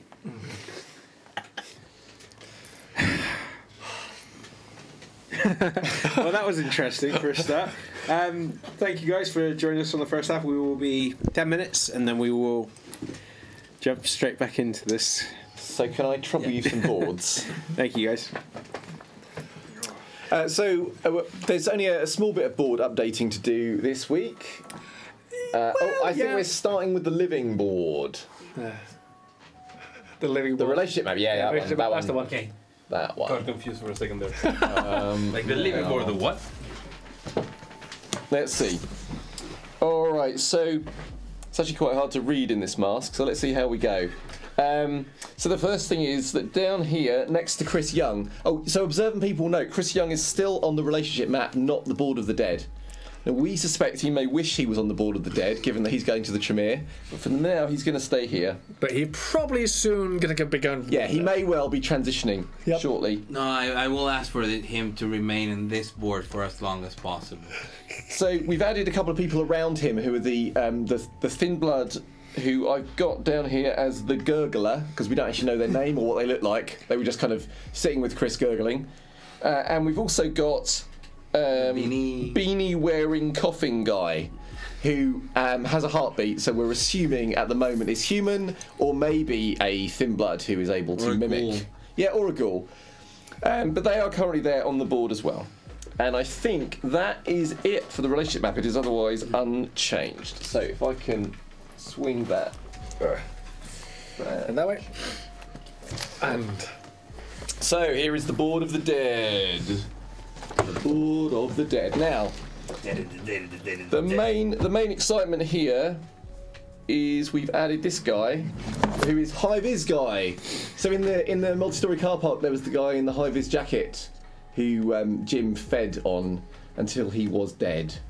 well, and shit happens. And observant folk will note what we're doing with the dead board is where there are connected deaths, we're linking them with string. So Jim is now responsible for 2 dead people, which is why there are strings going to him. And considering there are a total of 6 deaths on the board, I'm responsible for 1/3 of the deaths of this campaign. I like to imagine that the Second Inquisition has a similar looking board on their wall that they're kind of they're working on at the moment. Of course. History is nothing. Of course, for in this Chronicle at the moment, the Second Edition doesn't really exist yet. Well, I think we're getting them off to a rollicking start. If they don't exist, you're giving them really good excuses to start. I'm giving the good excuse. I think I think So before the country descend into Mortal Kombat about this. So last week, apologies for not updating Malop last week. There was something in my eye and I had to run to get it out of there. So we already had a shout out to someone that was watching from Manchester, so thank you again. And last week's update was someone from Iowa in the United States. Left a comment on one of our YouTube videos. I am still keeping the list, so wherever you're watching us from, just let us know, and either in the Twitch chat or in the YouTube videos or Twitter with the hashtag Malop. Moses amazing list of places. There we go. Because in Spanish it sounds different. Yeah. Do we have any questions from chat? Oh yeah. Any questions from the chat? We had somebody, if you don't mind disclosing this kind of information, somebody wants to know where your accents are from. Where accents are from? Where are our accents from? Well, for me, it's I have an accent because apparently I've been told my accent. I've got a posh voice. I don't have a clue. It's derived over time. I don't know. But if I have an accent, I have an accent. I hope you enjoy it. And yeah, that's that. Bristol? I don't know. No, that's not Bristolian. I think it's Bristolian. I don't understand accents in Britain. I don't know where they're from. I don't recognize them. How about you? I mean, I'm from just outside Watford originally, so it's like a sort of, yeah. I mean, but I don't think I've got a typical Watford accent either, unfortunately. I think because it's that kind of weird mix. It's where you're from and how your parents talk as well. But yes, so that's where I'm from. I don't know if, for those of you watching from around the Watford area, which I believe there was at least one person, you may or may not confirm that this is a Watford accent or not. Oh, mine is an accent from Caracas in Spanish, but then I learned English in the States, so it's a mix of Florida, Colorado, the tri-state area, and then I living in the Netherlands, and then here. So let's call it my second language. But if you listen to my Spanish, it's a beautiful Venezuelan accent, like spot on. So there you go. And mine is Gloucestershirean. Farmer boy. You got a farmer boy over there. I suppose most people would argue it's Bristolian, but I had this accent before I ever came to Bristol, so I'm keeping it in Gloucestershire. Did anyone guess who I am dressed as? Oh yeah. Or did no one guess? Did no one bother? A stab in the dark to guess. Yes, while our tech and social media guys. The last question was from Miss Unreason. Okay. Miss Unreason. Miss Unreason, yeah. Thank you. We do have another question from Shadowgamer264. Oh, Shadowgamer264! He's got two basically, saying, what is the craziest thing that has happened so far in the campaign? And then he would like to know, how would one make a Nosferatu? Ooh! So I think let's go with the crazy one first. Yeah. I actually wanted to ask a similar question myself. I wanted to ask what your favourite moments were. Well, maybe we should let's save the favourite moments one for maybe another. Because that's a good source of question on its own, isn't it? Yeah. Craziest. Oh God. I mean, running towards the fire has got to be pretty crazy. Yeah, I think like we half facepalm, half were like, oh my God, he's doing it, and half it was sort of heroic and stupid at the same time. So it was weird. It was crazy weird. And failing that, I guess Edmund probably is the craziest moment of the campaign. Fuck. You know what? Edmund is the craziest meltdown. Edmund's meltdown. That was. I mean, to be fair, almost every scene with Edmund features at least one sterling moment of crazy. So that's not. No, it's good. It's a compliment. I love it. Edmund's wonderful. Lovely. I know. Yeah, I know. He's a wonderful man. He's a wonderful man. He's a wonderful man. That is his catchphrase, but well, not his catchphrase, but the one we use to refer to him. Yes. In all his Edmund-like glory. Okay, how does one make a Nosferatu? I think one of the reasons I think we were addressing something, I think it was last week about. What about Malkavians last week? Malkavians, okay. Why? I think it was a couple of weeks ago. Someone asked why we chose. Oh yeah. I still stand by my thing. I think the Nosferatus are one of the easiest clans to play for. Mainly, the reason that there is no such thing as a stereotypical Nosferatu. The stereotype on Nosferatus does not exist. They don't go like the Ventures usually go for people with a lot of presence, physical authority, social authority, or a power. Usually, again, throwing all the Ventures under the same bus is not fair. But there is a trend, and it is very identifiable. Nosferatus do not have that. They end up being bunched together because of circumstances, because of how they have changed physically, especially because of their bane or their clan curse in previous editions. So when creating a Nosferatu, you have the benefit of literally thinking of any random human you like as an idea to start your character from, and then think, why would a Nosferatu embrace them? You don't have to be a survivor. Usually gangrels have to be survivors, physical, social, or whatever, but they need to be they need to have these characteristics. You can be embraced out of spite from a Nosferatu. You can be embraced because you can have access to something that they want. You can be embraced pretty much for any reason. So the Nosferatus give you that little bit of freedom. But of course, then you end up isolating yourself, hiding yourself. So you end up being good at hiding and moving around, and then you realize that the only leverage you have with others, especially kindred, is secrets and information. And you engage on that, whether you like it, any way you would want to, but it's not necessarily all Nosferatus are good spies and good information brokers, because that's what the clan, looks for when they want to embrace someone. No, Moses is not the best information broker there, but he's pretty useful with computers. So yeah, he has a niche. He has a place to, a way of fitting into the clan, even though the Primogen just slammed his face with a rusty shovel. But other than that, think of a concept that you want to play, and then a Nosferatu. You have to remember, the beast is manifesting physically in your face. How does that affect your relationship with the world around you? That's the best way of thinking about it. Yeah, I was going to say something pretty similar about, a vampire is often a game where your character is struggling with their identity, about keeping hold of themselves and not succumbing to the beast. But of course, there's an inevitable slide.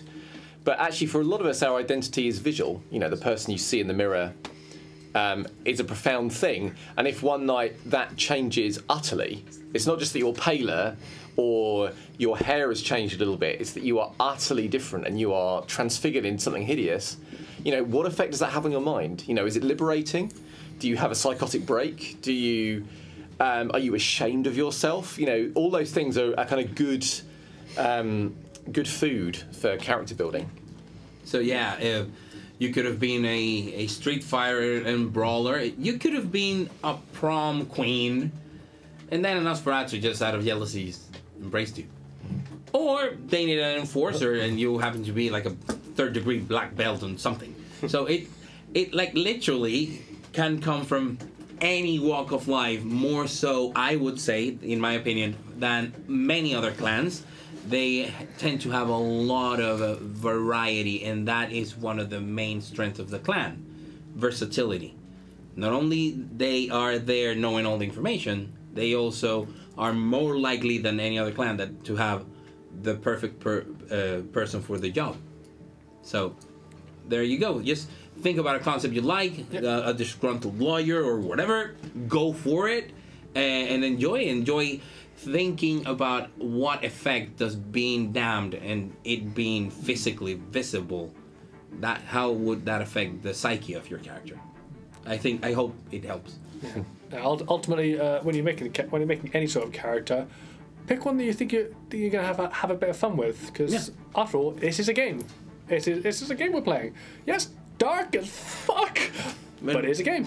I don't know if we've got time, so shout if we don't, but I've been slightly haunted by the questions from last week about Malkavians. There was one more thing I just wanted to mention, which is, rather than starting with, if you're creating a Malkavian, rather than just creating a madness, create a person.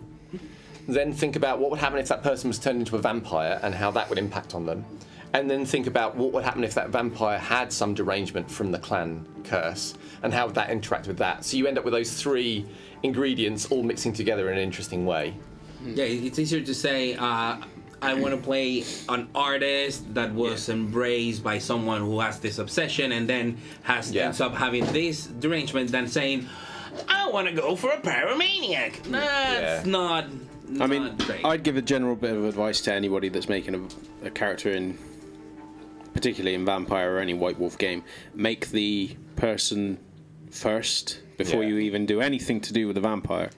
How I used to do the games is that they made the character, they made the mortal, and then we even went through a phase where you'd randomly determine clans so that it didn't actually have any bearing on who the person was, and it made it a bit more interesting. I'm not saying that you should randomly roll for your clan, but the character should be fully formed before you start chucking the clan on top. Otherwise, you play into the stereotypes, you play into the one-trick pony, and all the rest of it. I mean, you can get really good characters out of that, and if that's what you enjoy doing, then awesome. But I normally recommend that people make their characters before the clan is added on top, which is what these guys did. Yeah, well, basically, that's, I think at some point with the New World Darkness rules, you would create a mortal. And the rules for creating a vampire was basically a template you would apply to your mortal character. So that's why, like, and it's the best way to create any character that goes through a transition, such as a vampire. I'm not gonna, if we're talking any other role-playing game, like, we're gonna tell you, think of the person first, but not think of the transition into being a creature of the night, which is a major thing. Like, for some people it would be like psychologically liberating, going like, oh my god, like, now I am somebody. And for others it is, oh my god, am I like this forever? It's a thing of how do you characterize it? Do love it, or is it something they absolutely despise, or are they utterly terrified of it, or they're curious about it? That there are so many changes. You want to make something like, if you want to have your character, now going back to the Malkavian, have something interesting to think about. Existentialism, Kant, if you care to read a little bit, I highly recommend it. You're gonna be immortal. Think about it, of the consequences. Like, what is the price you're paying for being immortal? You're renouncing the sun, feeding on human blood. How does that affect your relationship with others? How eventually you will only relate with other immortals, because relating with a human that's gonna die while you remain the same is gonna change your mindset. Your mindset is the most important thing to consider when you're creating a character that's sound. Definitely. Cool. Well, thank you very much for those questions. Thank you very much. We love the questions. Nosferatu power! Go Gangrel! Up straight. Oh yeah, by the way, animalism is the most broken discipline in the whole game. I love it. Yeah, which is a lot better than what it used to be, which is no one ever used it. Yeah. Because, you know, they thought it was crap, which isn't the case. But Foggy is living proof that animalism rocks. And thank you to the viewer who's brought in us, as I believe that this is now probably be our Foggy mascot, which is adorable. And we're like, Big shout out to, thank you very much. James' mom is, I think, my favorite fan. Provided like this. Oh my god, this is amazing. Thank you very much. I really appreciate it. Yeah. Amazing. So, we back? All good? Excellent. So guys, we do have one more question. Did you want that quickly, or do you want to do that at the end? What was the question? What was the question? Question is, what's your opinion on Cleopatra's in the clan Nosferatu? Well, they're not. They're part of the clan. Like Cleopatra. Well, okay. Let's go quickly to the. Are you aware of what a Cleopatra is? I know nothing. I don't know. Okay, there are certain. How do you call it? Monikers for certain types of Nosferatus. So some of them are people who rely on their obfuscate powers to look as other people and then mingle with humans. They never stop mingling with humans, and they're very sociable, social Nosferatus. They just never do it on their own flesh. And there are others who are like specializing in information brokering and all that. So I think Cleopatras have a really important role, because that they have access to so much information, rumor mongering, and it's not the information they get, is what they can do to put rumors into the rumor mill, you know? Getting into the social gatherings that no one is expecting the low clan to show up. I mean, it's literally hiding in plain sight. At a Toreador soiree, no one is expecting an Nosferatu infiltrated there. Especially no one is gonna think that they're being heard. So if a Cleopatra is around, and it has something useful to say, have a listen.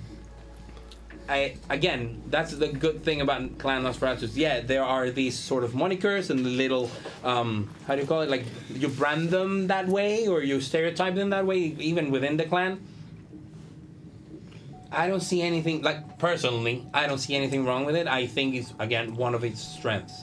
Having so many different people and so many different skills available always ensures that you are gonna get things done as a clan, but you need strong leadership for that. Nice, cool. Thank you. So, thanks for that. Bringing it back down, guys. There we go.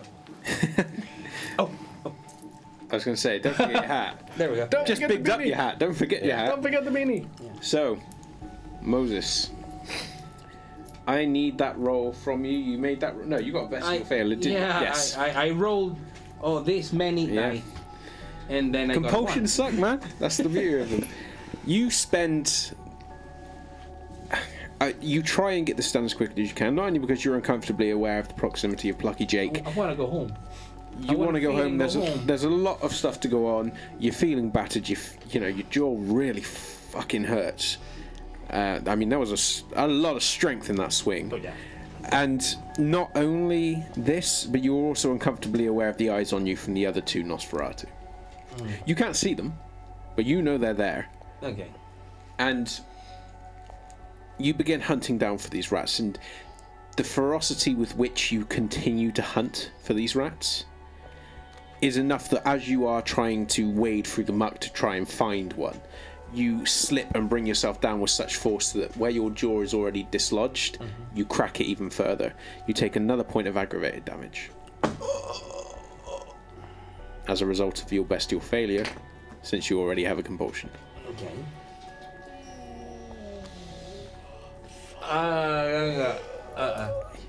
The rats scatter underneath the sound of your almost whip-like from the breaking of the bone, and as you kind of wade through the water to try and bring yourself back up, unconsciously spluttering this foul ichor out of your mouth, you just watch as all of the rats you were so close to grabbing just scatter, and you can almost hear a chuckle from the room.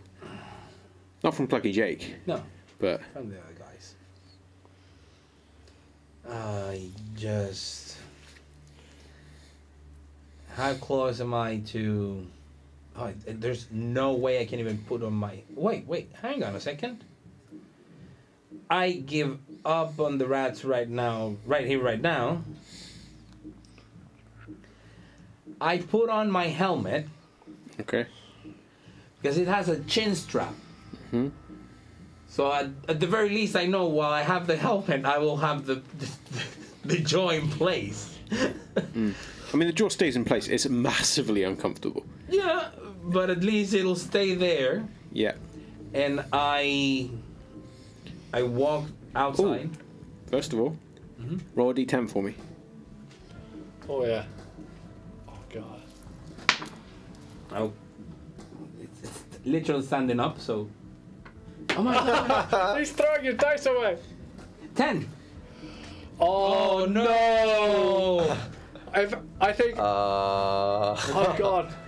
Okay, so how many aggravated wounds do you have? 3. This is the third one, yeah. Okay. I just let him do his magic. Yeah, because I...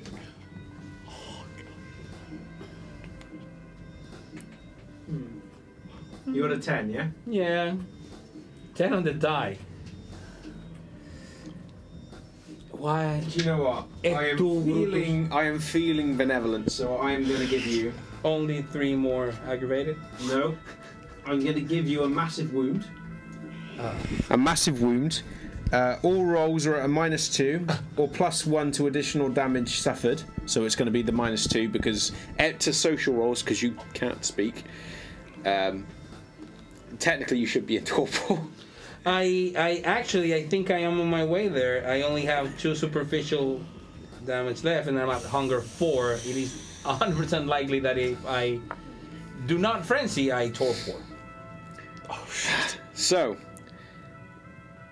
the severity of the jaw cracking and the places in the bone where it is hitched, it's not as simple as you pushing it in place and willing it to just seal.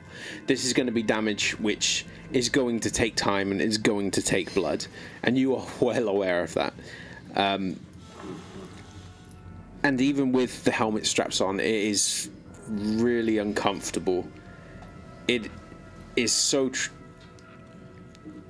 it's a fucking nightmare for you to move around, let alone attach this and tighten it to hold your jaw in place. And speaking is painful, even as you mutter to yourself in your way, even as you let forth your normal kind of Spanish cursing under your breath as you turn away from the others.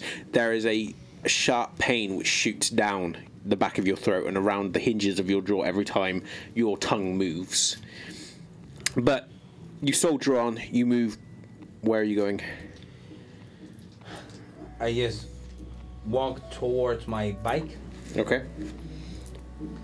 Just try to clear my head, sit on the bike, and slowly drive to the domain. Okay. I'm gonna spend the rest of the night in our tunnels looking for rats. Okay. I'm gonna torpor there. That's what I want to say. Okay. Because I am most likely to fail, but I would rather torpor there where they can try to bloodbond me instead of in the middle of the street where the sun will scorch me. I'll run the risk, yeah. Okay. Okay. I would rather go there. I'm not even thinking about... You know what? I text Alice. Okay. And say... Crash my car. Thin Blood tried to burn Lucy. And Plucky Jake spanked me. The response... I need you. ...is immediate. Your phone begins buzzing. Bzzzt. Mm-hmm. Are you alright? Mm-mm. Where are you? Mm-mm. I can't hear you, Moses. Where are you? My jaw. You're in my jaw? Where's my jaw? My jaw is bad. What? Can't talk. Haven. Haven. My haven. Fuck's sake. I hang up and message her. I'm gonna go to my haven. Plucky Jake shot at my jaw. She knows where the haven is, yes? Yes. Okay. Not my haven, like the coteries haven. I'm going to the cross hands. Okay. There's no response from her, but you manage to make your way back down to the domain, pull up your bike, set it in a set place, and then get back into the tunnels. And that is where you are waiting. You two have pulled away from the lay-by, leaving behind the smoking husk of this car. And as you go back the other way and start driving back in towards London, you can still see the ball of fire, which is this place. No one else has pulled up next to it. No one's hovering around it. Everybody's just going past it as quickly as they can. Where are you two going? So, well, I suppose we've been talking quite a lot about me, Jim, but you look in a terrible state. Is there where do you want to? Where should I drop you off, or take you, or what do you want to do? Well, ideally, time of course probably can't get them tonight. If we can get some rat traps that keep rats alive, that'd be useful for future. You want to catch rats? Catch rats that would be alive. Oh well, if you want, but I mean they taste fucking disgusting. Oh yes, I know. However, it's when you're freaking starving, it's better to be feasting on rats than it is on a fucking human. Well, I remain to be convinced on that front, Jim. To be honest with you, but I can drop you. You want to go back to the Haven, or you want to go somewhere else? probably the best bet here. I've got clearing up to do there anyway. So near the tunnels, and I need to go obviously to that to see Michael Chase. And assuming that everything goes, you need to feed before you do. Feed before you fucking do that. I mean, I am hungry, but I'm just worried about the time. I think, you know, there's a sort of lesson teaching amount of waiting, and then there's a no return amount of waiting, and I fear, you know, at the moment at least I can say that our haven was set on fire and we've been hunting thin bloods. There's a sort of reasonable discussion, but if I wait another night, I mean, that's just rude, isn't it? Well, I mean, you know, a fire might get you so far. Might do. I don't know how forgiving he is. But I mean, if I don't know, if I said, look, I'm sorry, but I didn't come to see you because I wanted to get some rat traps, I think, I just don't want to think what he'd do. I mean, it'll be awful. The rat traps are a longer term thing. That's, if you, because the sooner we can do that, they'll fucking help me healing this crap. I rub my neck where the freaking bite wound is. Yeah, help me heal this shit. Yes. That bastard was a lot tougher than I thought he was going to be. Oh, it's strange because he was at least as tough as I thought he was going to be. I mean, he did look very tough. So probably the biggest person I've ever seen in my. It's amazing you took him down, to be honest. How the fuck did you track him down? Oh, well, that was Katia. Really, she had this. Well, I don't really know how she was doing it, but she said she had something that allowed her to track him, even though there were no tracks I could see, and I looked very hard. But she was able to follow him. It was brilliant. Right. Some kind of some kind of thing she had from someone in her clan, I think. Oh. Very clever business. Oh, magic. Oh, God. Yeah. But I mean, don't you think all of this is sort of magic, really? I mean, when you think about it. When you think about the sort of things that we do, it's all... I mean, you know, we can walk down a street and no one see us. Well, you can. No, but you can... I mean, you can do all kinds... Look, you're not even dead. I mean, look at you. You were... I mean, all those... You were beaten, you went through a window. I mean, look at how you're moving and talking without... I just don't understand it. It's amazing. Amazing. So, It is like magic, really.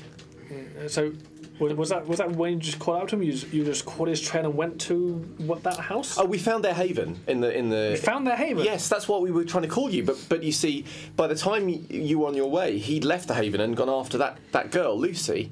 But Right. yes, there was him and there were two others. One of them, at least, is a thin blood. But we know where it is. Very easy to find them now. I have to deal with that in a bit. But maybe when you've had a little rest first. I'm gonna need at least a few nights to recover this. It looked like it was their proper haven and it was a regular place. And I don't think they necessarily know that we know where it is, you see. So they may well still be there.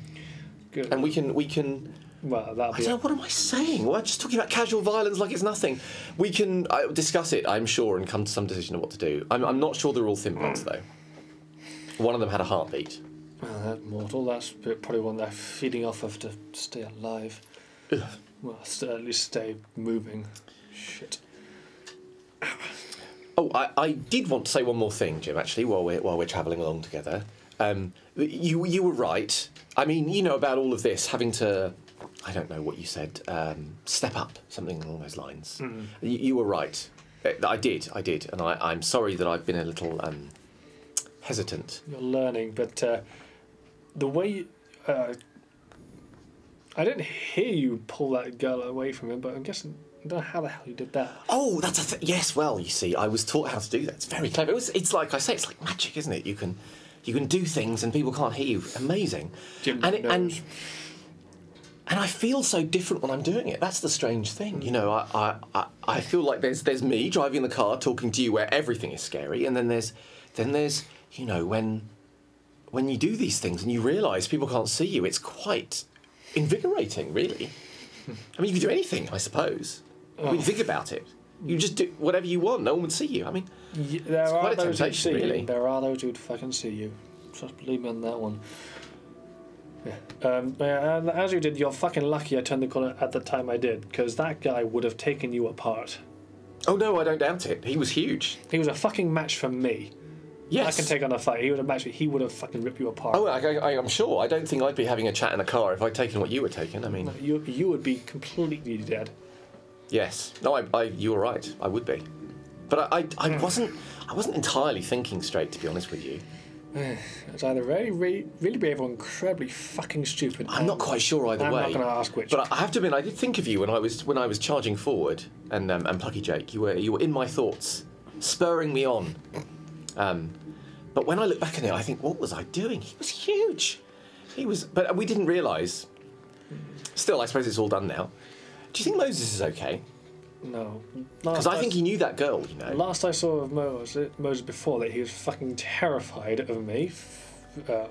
He crashed the fucking car we were in, so... Oh my god, he crashed the car? Yeah, it's one of those you I said... got a couple of broken ribs. Ow. I mean... Son of a bitch. So he's not alright then, that's what you're saying? No, he's not alright. He's hungry. He's definitely fucking hurt. Do you think he needs help? Well, probably, but that girl means something to him. I agree, and they were after her. But at least she's safe, that's the important thing. Yeah, she's safe, but I think he means much to her as Will means to Katia.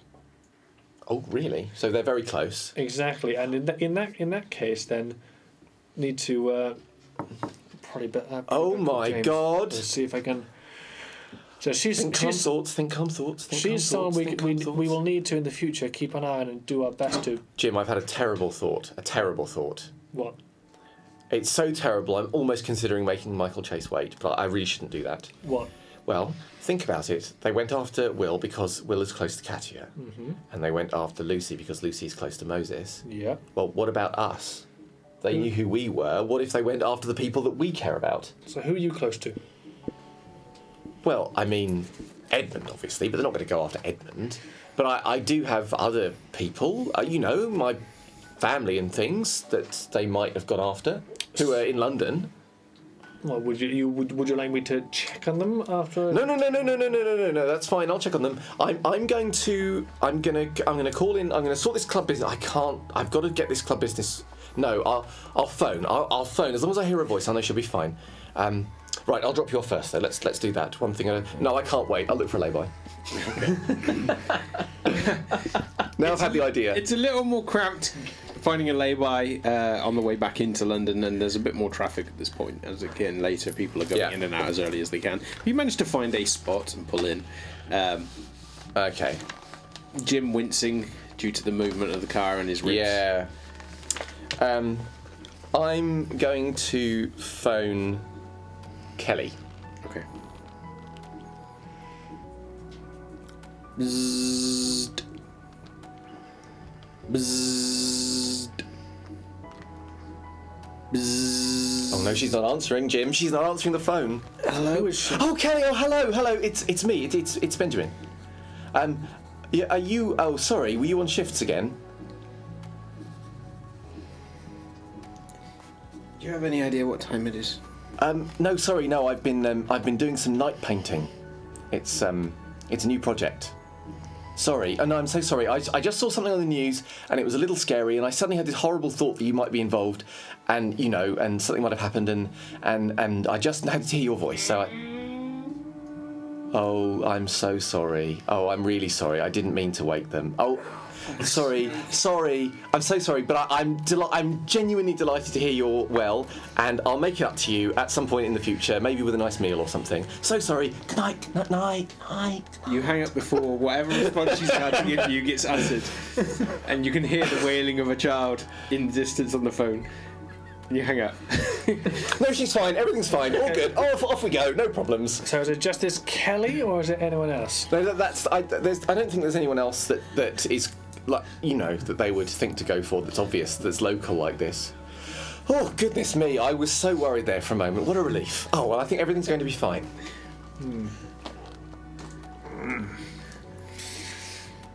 So, yeah, I'll take him back. Okay. Taking you back to the domain? Probably, yeah. Yeah, to probably near the tunnel entrance, because he looks like a shambling wreck of a human, doesn't he, at this point?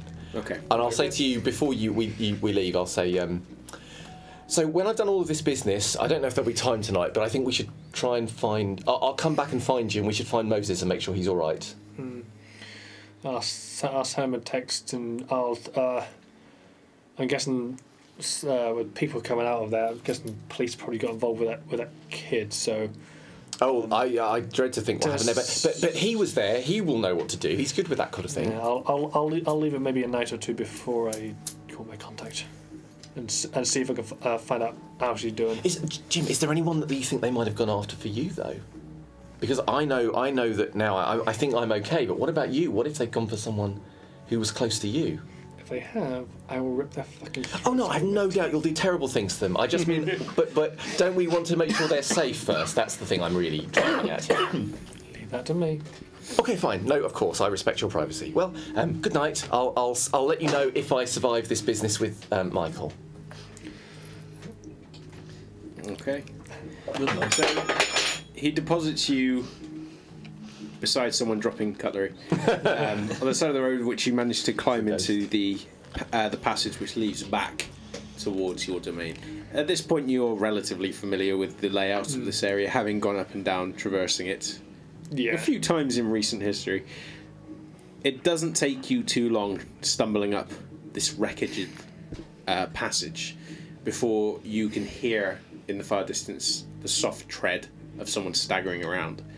And then as you quicken your pace and then suddenly come to a stop, you see a shumbled heap semi-leaning against a wall, which it takes you a moment to realise is Moses. And you only recognise it's Moses because of the helmet, which is atop his head. Moses? Is he in my room? He's gone up the tunnel towards your room, yeah. Oh, okay. What's up with you? Take off the helmet, let me see you. Bye-bye. I turn around and leave. Like, literally, I walk up the stairs, start texting Alice, change of plans, I'm going to my condo. Get on the motorcycle without uttering a word and leave. I've been trying to get away from him all night long. Before you manage to get onto your motorcycle, you exit out of the basement, come into that corridor, and you see there is a figure at the end of the corridor who is leaning against the door. And it takes you a few moments where your instincts immediately kind of bunch and you just want to turn and run or throw yourself at them. And then you realise, even in the dim light, that you recognise the small silhouette that is Alice. And the moment she sees you, she pushes away from the door where she's been leaning and waiting, marches straight across to you, and immediately begins assessing and appraising the bloody mess that is you. I hold her hand, walk to the bike, hand her the helmet, and... Yeah, she doesn't go anywhere. She stops you where you are, and continues to appraise you, and then reaches up, undoes the clasp on your helmet, and takes it off. Yeah, I would have been kind of following up in, because I've been going up in the haven anyway. The moment you emerge upstairs... It's coming up upstairs. Yeah. The moment you do, she's halfway through taking the helmet off, and the moment that she sees the extent of the damage, her eyes immediately turn towards you, and she stares at you for a long moment, and then back at you. Let's go. Let's leave. I'm not fucking going anywhere. What happened? Plucky Jake. Plucky Jake? Let's go. Just let's go. I need to feed. Come on. She hands you back the helmet with considerable reluctance. Yeah. I clasp it, get on the motorcycle, turn it on. Come on. As they would go, take care of him. Don't let him drive a car. Do not let him drive a car. And I head upstairs. The moment she watches him leave, and then as she goes up behind you and she has the helmet, before she begins clasping it, she is still considering you from behind. Yeah, I don't look well. Like, there's, like... No, you look like shit. Bruises, yeah, I know. So she puts on the helmet, goes behind you, and grips you in that way. And there's the familiar tightness there. But there's a very thin measure of restraint from how tight she's gripping you, just in case you break or something. I mean, you look at that stage where you could probably when she goes, and then I just drive off to my condo slowly. Okay. Like I actually just cruise, focusing on the front of the road. I am trying to get away to a safe place where I can sit down with Alice, where I can feel safe and cry until I drop out of hunger and torpor. Like, literally, I am at that mental state in which I given up on the night. I just want to fulfill everything I was meant to do and not give a fuck. Oh, you're so far off that. Jim, you watch as this extremely pretty young woman who has streaked hair at the moment. She's not dressed in a particularly rebellious form, but you do recognise her as being the one that was sat with Deacon Rhodes when you initially came into the court. You do recognise her. She's one of those individuals that stands out quite well, despite the fact that she's relatively small, certainly by comparison to yourself and someone like Benjamin. But she draws the eye, not only because she's quite alluring to look at, but also because she has a kind of smouldering presence to her, not in the sense of allure, but as like someone that's on the verge of consistently flipping out. Sorry, I'm pretty sure to draw a conclusion that she's probably a Bruja. I mean, this isn't like most of the Bruja where you've met where you think they're on a hairpin trigger where they could go off at any second. She certainly seems like someone who is dealing with a few anger issues. But the way she carries herself is a bit more composed than most. And even so, the look she gave you was one of accusation. But she didn't say anything.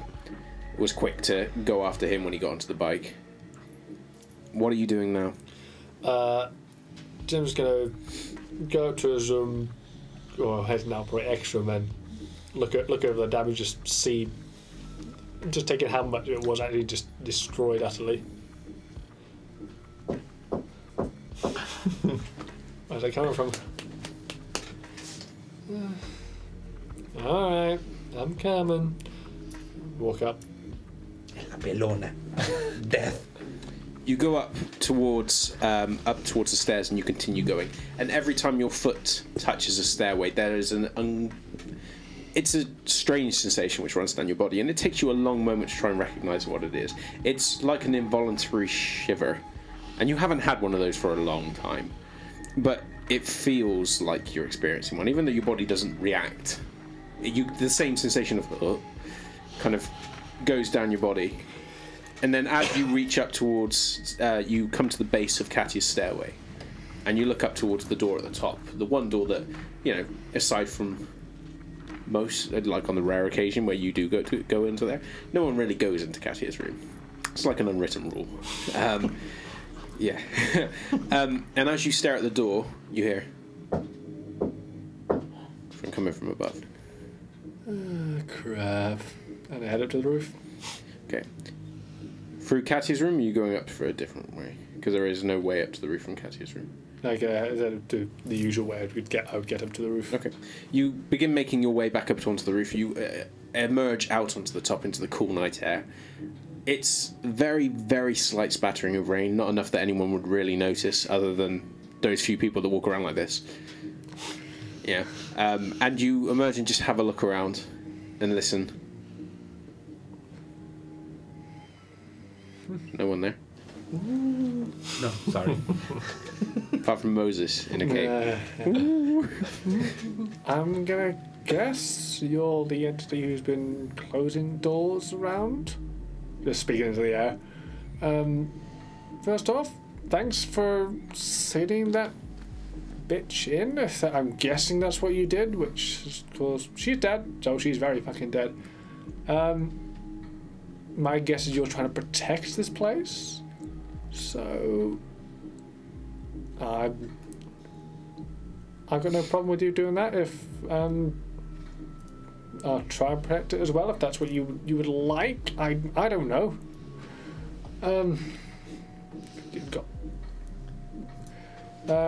If that's something you would like, whichever room.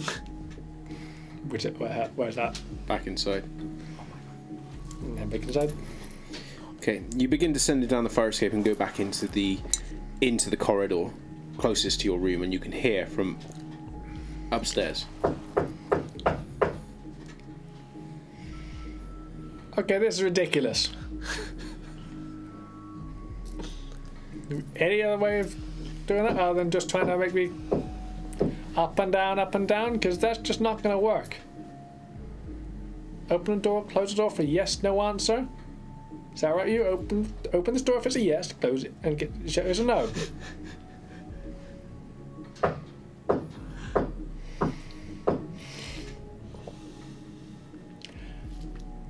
I like your stubbornness, but unfortunately I've got a body to clean up, I've got something to do. And I had a roof where I'm guessing it's coming from. Downstairs, down, is it? Sounds like it's coming from Katia's room. Into Katia's room. Okay. You begin going down that corridor and you start ascending up to that stairs, and the moment that you reach out to touch the door, you hear from directly the other side of the door. Door? It doesn't open. Pull out the picks. You begin messing around. The door's not locked. It's just not opening. So I particularly protected over this room? This area? No. Try door again. Doesn't move. Step away.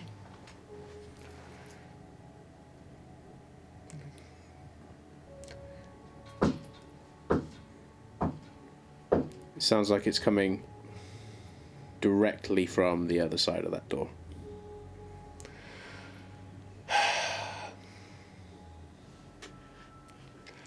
Yeah, if you listen to me through some sort of fucking magic carrier, sorry about this, but this shit's pissing me off, and I'm gonna try and open the door, put it back into it and everything.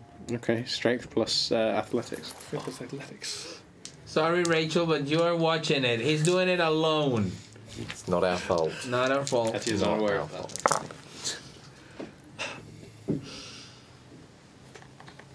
I have one success.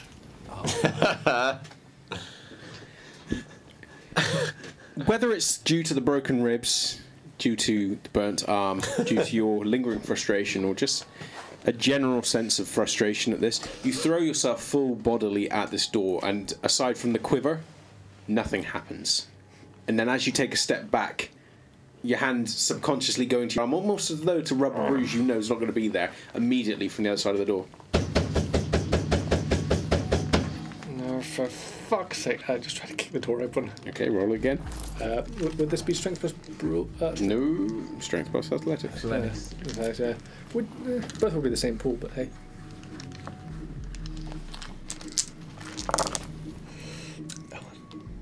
That's 2 successes. Okay.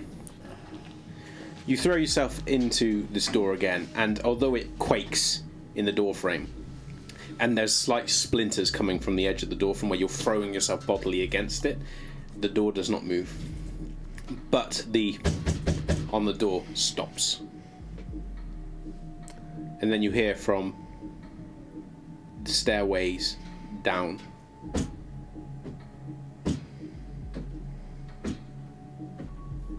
You gonna try and find that? Because this is pissing Jim off now.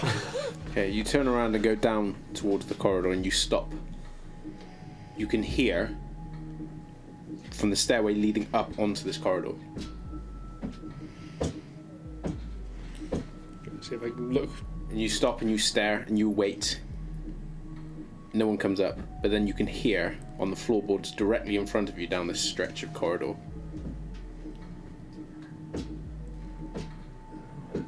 I'm guessing you're right in front of me. I don't know. I don't understand anything about this stuff. Do you want me to help try and look out this place, or what?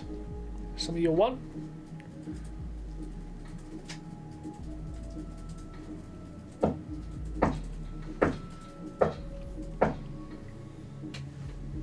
Where's that knocking coming from this time?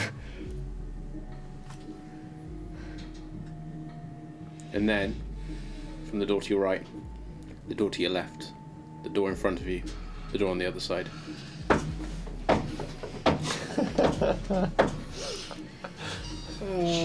Psychological tactics. Psychological tactics. Fucking hell. Oh.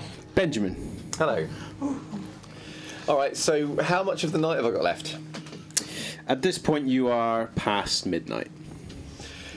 Do I think I've got time to go to my flat and then go to the Purple Turtle? if you want to. Well, I don't know about want, but I figure Benjamin probably really needs to, like, even if he only gets in the last bit of time before the club closes. Yeah, I want to go to my flat. I want to collect the sketches that I did of Will Sperring, just in case anyone's wondering. The other Will is like, and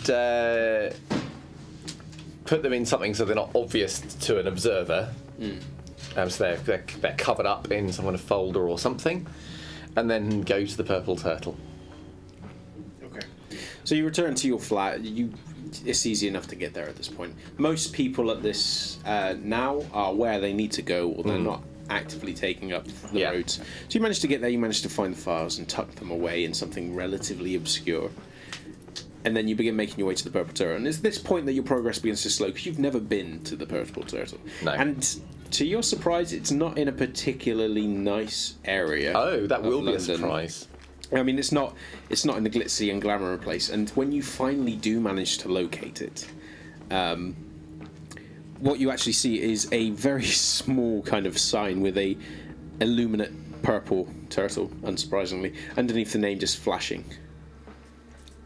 And then as you kind of go and pay the admission at the door, from this young woman who just appears to not really consider you or check, not that she needs to check you for ID or any of the people that are coming in. They seem to just be going in. She just takes the money, stamps them on the back of the hand and sends them in. Stamps them on the back of the hand. As soon as you come in, she doesn't even say anything. She just reaches out, grabs your hand, stamps it, and then takes the money. And you begin descending down a stairway which turns off towards the right and immediately opens out into an underground club, which is encased in stone with alcoves cut into the wall with different illuminated bottles of drink. There is a counter which runs the extent of the wall on the right, and the club itself, while it extends down past this counter, has numerous chairs and alcoves set into the far wall which veers around the corner. The toilets are off in the corner, on the opposite corner, away from where the club veers around.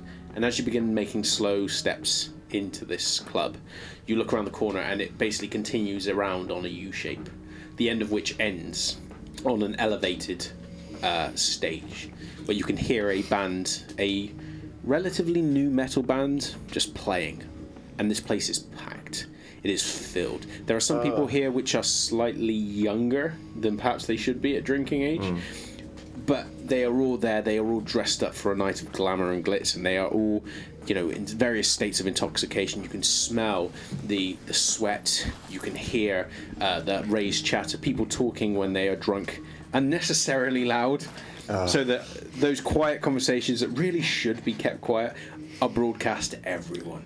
But with the music going on, the bartenders who are trying to get drinks leaning over the counter so they can hear what someone's trying to order, the place is just heaving. And more than a few occasions you are jostled as people just either drunkenly shove past you or just move past you in an eagerness to get towards the bar or get towards the toilets or get towards a seat which has just become vacated. Yeah, I'll look for a place to sit. Okay. It's difficult. Yeah, I can believe that. Otherwise, I guess I will just find a wall to press myself against in sort of slight horror, and wait for a seat. Okay. You are here for a while waiting for a seat, because every time a seat is vacated by someone that goes up to dance to the bar, the band, or gets up to go to the bar, someone else takes their seat. I'll have flashbacks to like student life. Yeah, I mean, this is a very, not necessarily run down. It's one of those bars that you reckon that someone could pick up and run somewhat successfully, but it's not massively eye-catching, but it is certainly making a shit ton of money, just purely because of how frequently people are going back and forth, back and forth. And every time someone gets up and leaves, another two people come down that stairway. And it is getting cramped and hard to move. And you are waiting against this wall because there is nowhere else for you to go. And a few people are giving you looks. Once or twice someone comes up to you as though they're about to say something, gives you that kind of, no, you're not him, and then walks off. And it's uncomfortable, just the stink of alcohol. Yeah, awful. Vodka, whiskey. I mean, I'll be keeping half an eye out just in case, but somehow the idea of Michael Chase being in this place seems just ludicrous now he's here.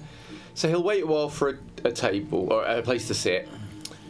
But if none appears, and if Michael Chase is nowhere in evidence, I think he might think he's just being an idiot. And he won't want to be out too late. So he'll wait a while, but I think he will give up hope fairly quickly. As this thought goes through your mind, you're waiting for a good 2 or 3 minutes more before you feel a pressure on your back. And you think it might be someone that's jostling you again as you move forward. But then you feel it again and again, and you think, oh shit, what are they doing behind me? And then you stop and have a look, and then you realise that the person that's pressed against your back is the same woman that took your money and stamped. And she leans up to whisper to you, because she's a degree shorter than you. Come with me. And then pushes past you. All right, I'll go with her. Okay. You immediately walk on the trail of her around the edge of this U shape, and you can see at the far end this band with a bustling dance area in front of it. Everybody heaving, moving, jumping up and down, colliding with each other in an impromptu mosh pit. And it's only then, as you near the stage, that you can see that there is an area to the right of where everyone's dancing that is just not cordoned off. It's in its own alcove. Yeah. But there is very few people in it. This is one of the few areas which is not clustered. Oh, okay. But it's in a semicircular alcove with seats embedded right up against it. Really plush seats with a long glass table in front of it, which is filled with the occasional bottle of expensive-looking whiskies, vodkas, beers and all the rest, and there's numerous individuals of varying ages, varying states of dance style dress or night on the town dress, who are busy speaking with one another, various states of intoxication, and at the very heart of it, in a white shirt which is only buttoned halfway up, lying there with his striking blue eyes, just looking out at everything, his arms draped over the two people on either side of him and his legs crossed, just Michael Chase. And he spies you as you are being led over towards the alcove, and then just stops and continues to speak to the individual to his right. And the woman just pauses with you at the entrance to this alcove, just turns to you and says, "Wait!" And then turns... Okay. So am I in, is there like a little alcove that I'm being told to wait at that's away? Oh, no, it's the entrance to this little alcove. And you can feel the jostling from people behind you doing the... And it's very... I mean, there is a part of you which is finding it very hard to not get angry with the constant jostling. And I mean, most of the people that are jostling you, they're not necessarily drunk, or not to the degree where this kind of rude behaviour should be allowed. I mean, you come from galleries and all the rest. This is not something you're used to. But Michael Chase every now and again gives you the occasional glance, as though to just acknowledge that you're there. But he doesn't give you an outward acknowledgement. And then just continues speaking to the individual next to him. And then after a few moments, he just nods. And then just flicks his fingers forwards. And as one, everyone just begins getting up and vacates this alcove. And then he turns to you as though for the first time and just goes...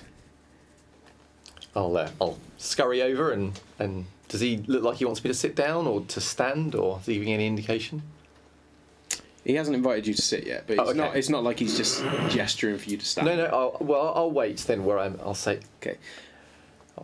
The people that walk past you, as one, give you a look that is semi-curious and semi-disdainful as they walk past, and then the very last one out pulls what you didn't realise to be curtains on the inside of this alcove, too. Basically blocking you from sight from this dance floor. And you can only hear the noise outside as it punctuates through the thin fabric. No one's going to be able to hear you from in here. Okay. But it's odd, even though Michael Chase he only says, "Sit down."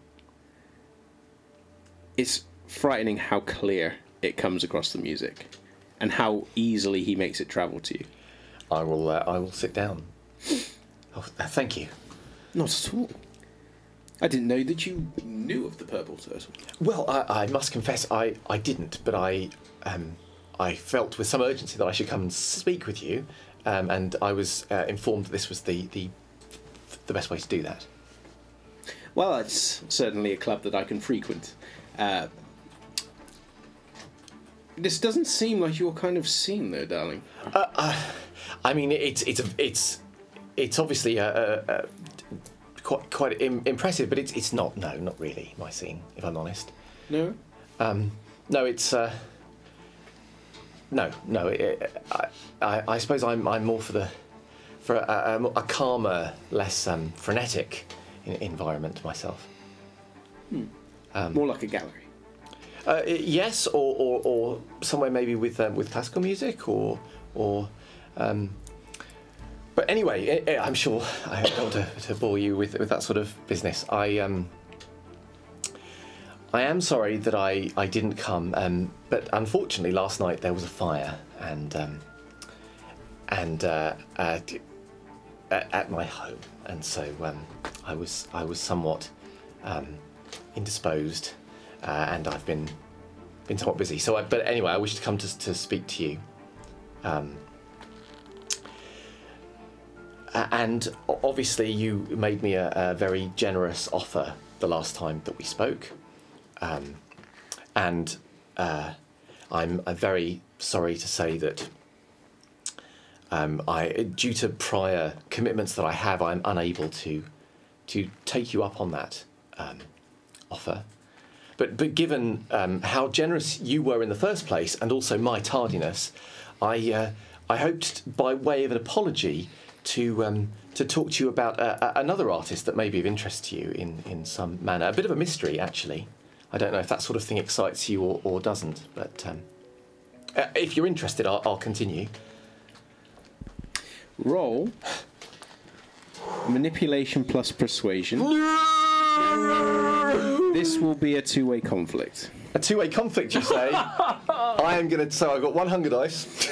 Because even though he's not saying anything... Yeah. There is a look in his eye. It's not aggressive or anything. In fact, everything about him, from the way he's just sat there, the way he's listening and everything, is non-aggressive. But there is something there which you really do not like. And it's whether or not you manage to win out on what you're saying to him. Well, here's hoping on this one hunger dice. Oh, God.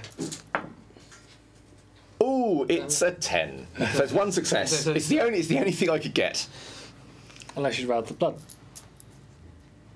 Yeah, I mean, I'm quite hungry. I don't... You got one? Yeah.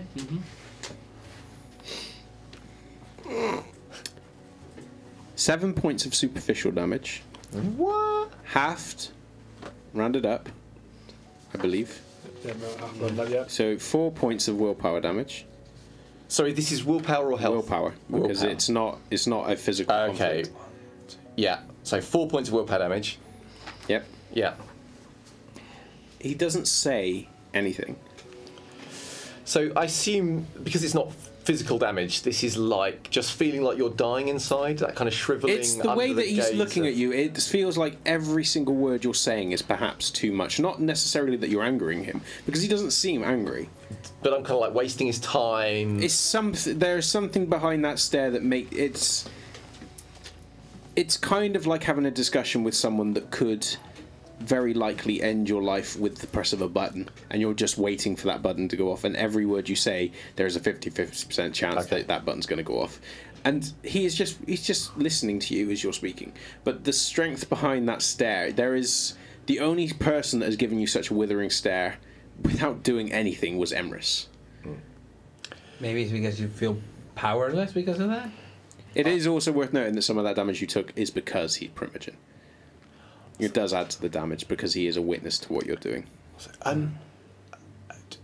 Would you like me to continue, or? Oh yes, go on, darling. Oh, right. Well, so I should say up front, I don't know who this person is. That's the mystery part. But I do know that they're a sculptor, and I remember you mentioned that you have worked in that medium before. But they work with flesh, and I believe the police are probably quite interested to find out who they are as well, which I thought also might be of interest. I don't have any samples of their work that I can show you, but I have had a good look at their work, and I have notes I'd be willing to give to you by way of apology, if you would like them. By all means. I'll hand them over. And he takes it in one hand, considers you for a moment longer, and then just opens it. Considers you even longer, and then finally glances.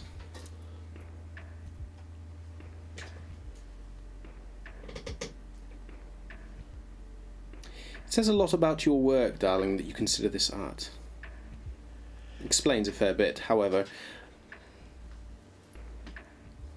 You were witness to this.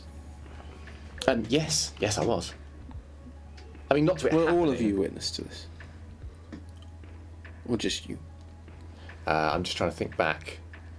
I don't think Moses was there. It was just me, Jim, and Katia, wasn't it? Yep. I'll say not all of us. No.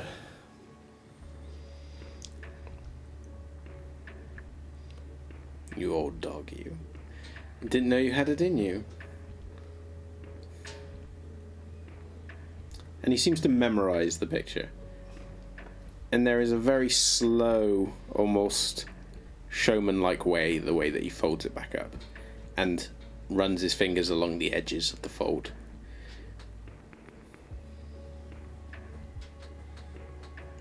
And offers it back. I'll take it.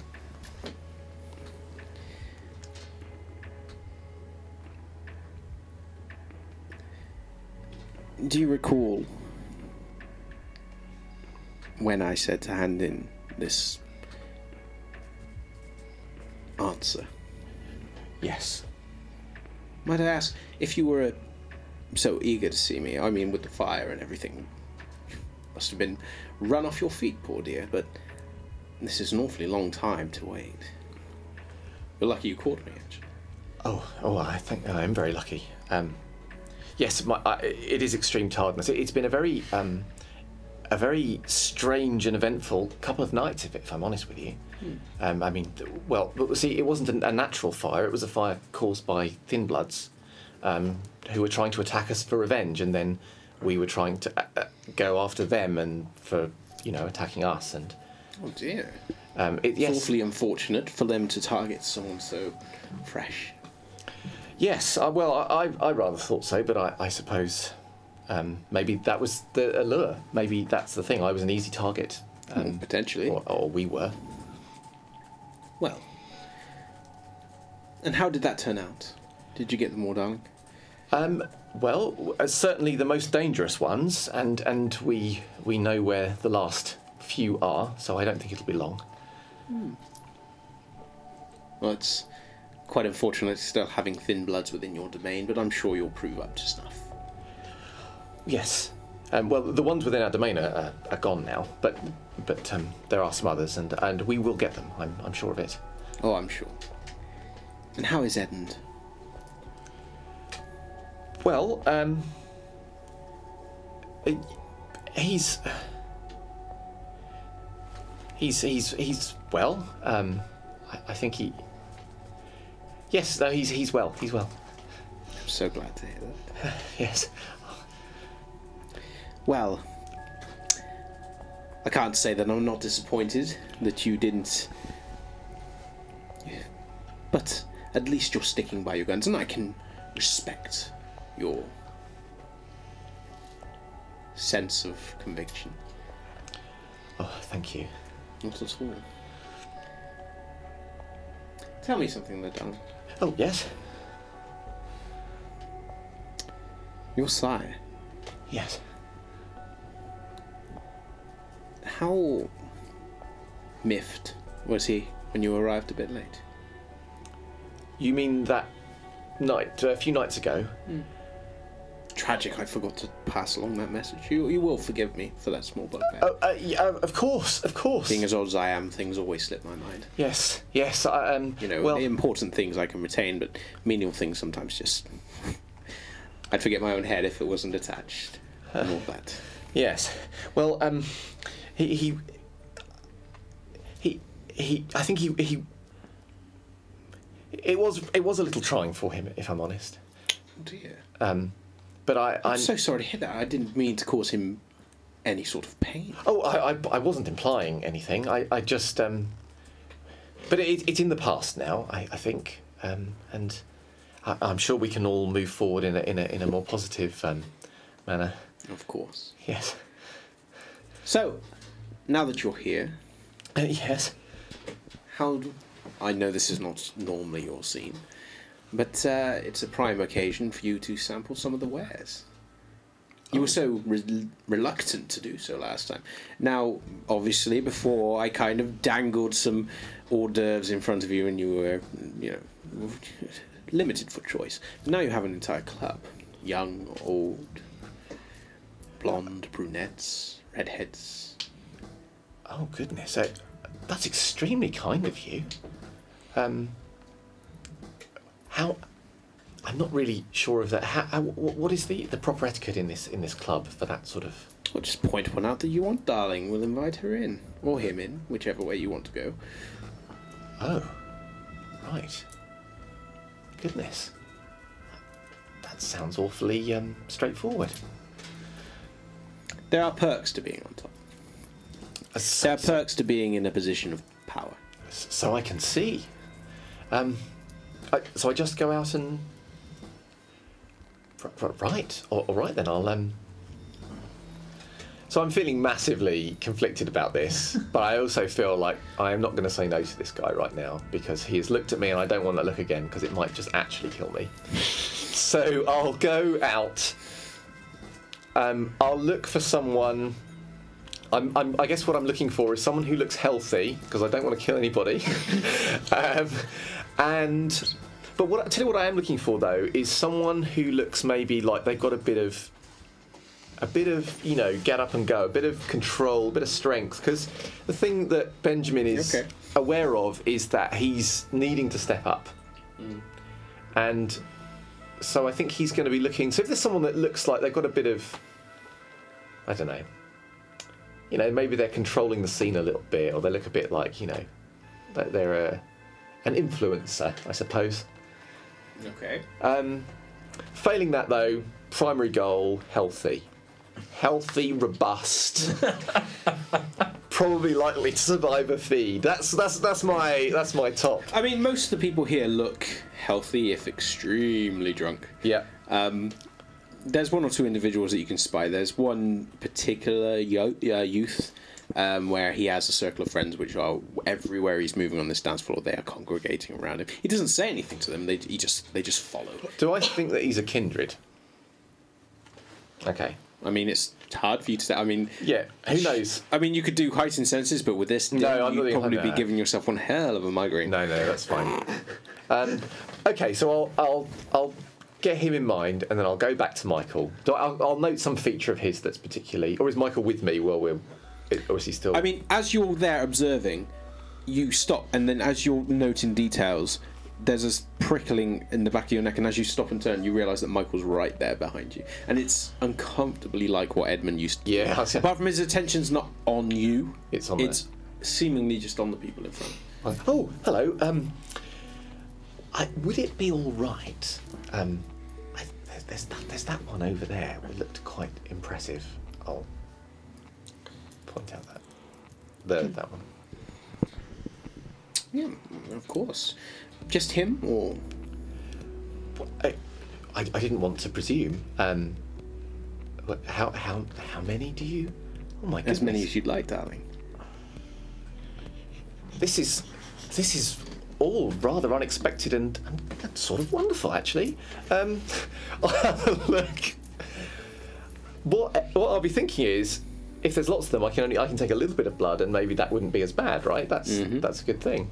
I appreciate Benjamin is going to get so stung by this, right? I'm totally with you, but he hasn't realised this, so he'll pick out someone else who looks healthy and kind of... There are quite a few people which are drawing in a crowd. The one that is drawing in most is probably one of the members of the band, who everyone's just responding to every time that he's singing in a different tone, every time he moves, every time he gestures towards someone, everyone's responding. But outside of that immediate cult of personality, there is people on the dance floor, one or two that just pass straight by you, and there's one or two that are lingering on the edges, but they're even if they're not surrounded by people which are flocking to them, they are either given a wide berth by people, they are given glances, they are flirted with, people are approaching them.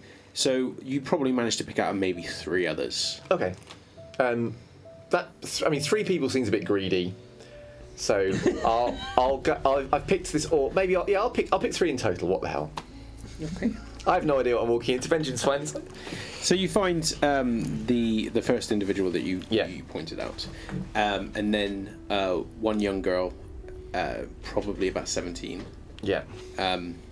And another man who looks to be mid-30s. Okay. And the moment that you identify each one, Michael just nods. Then he nods. Then he nods. I'll take a seat, darling. I'll go fetch them for you. All right. I'll sit down. Lydia, who you only know she's called Lydia because he says her name. The girl that escorted you in just turns to her and says, "You heard the man. Promptly, please." And then he turns and he walks back to you. And within a minute, the three are rounded up and brought forward. And they all have a look in their eyes as though they are surprised, annoyed, and fascinated that they've just been brought over by this member of staff. But the moment that they see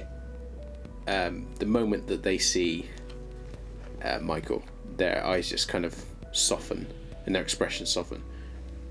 And you can tell immediately from their posture that whatever personality he hit you with a moment ago and whatever personality he radiates naturally, they've immediately gone straight into. Yeah.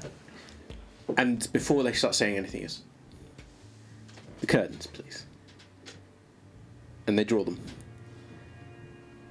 Now, he scooches to the end of the bench and he just goes, "I hope you don't find me a bore, but I'd love it if you could just join my companion here." And like puppets, one, then another sits down. So two on one side of you and one on the other. And they all just kind of look to him and then look to you. I'll say hello. And I'll look to Michael to see what he is doing now, what he's... Which one's your favourite? So probably the first one I picked out, the one who seemed to be, get the crowd a bit. Also, well, I think this gentleman struck me very swiftly when I was looking out on the floor. Okay. In that case, you two, if you'd like to sit with me, you can go and sit with him again, and before he's even finished, they're up and straight over to him. And he sits with one on either. They sit on either side of him, and he drapes his arms over both, and they are clearly enthralled by his mere proximity. You're pretty certain that one even inhales the scent from him as he just continues to stare at you. And then his hands on their shoulders snake around, turn their heads. Which one's your least favourite? Oh, well, I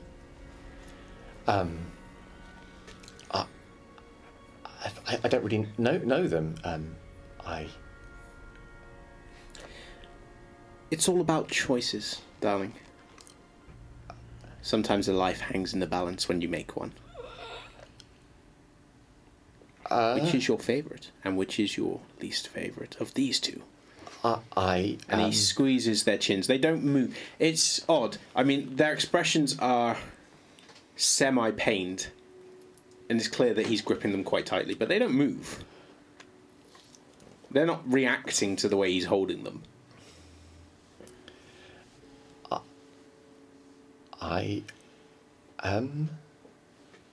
I think he's going to be freezing up. I don't think Benjamin's going to know, because I think he's clicked that this is actually literally. He's probably being literal because he's seen the guys back in the theatre and now he's freaking out.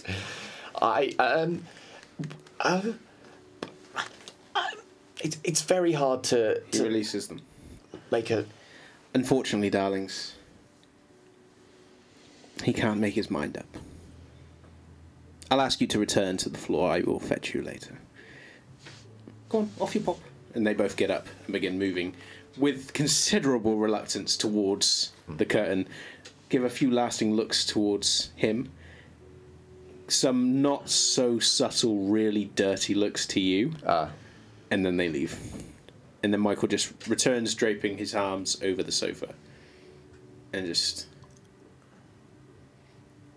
Well, he's waiting, darling. Don't make him wait. Right. It's rude. Oh, and I wouldn't want to be rude.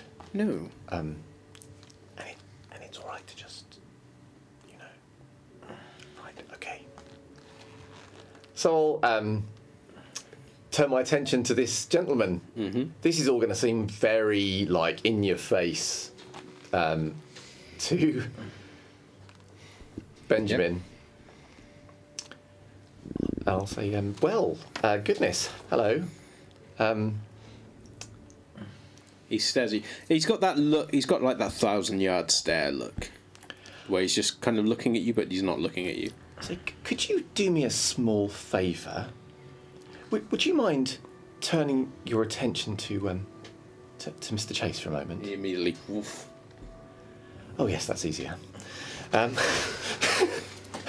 I'll move. I'll scooch around a bit because I don't. You know, I want to be as. I can't obviously hide myself completely, but I don't want to be as like super obvious in Michael's eye line when I do this. But I am hungry, and I get this feeling that this is vampire etiquette, and it would be like massively rude to turn him down. So I guess I'm gonna, you know, gently lean in towards his neck. And you're not going to feed? Yeah. Oh, you are going to feed? I'm totally going to feed. Okay. I'm just doing it gently, and then I'm going to very gently feed on him. How many points are you aiming to take? 2.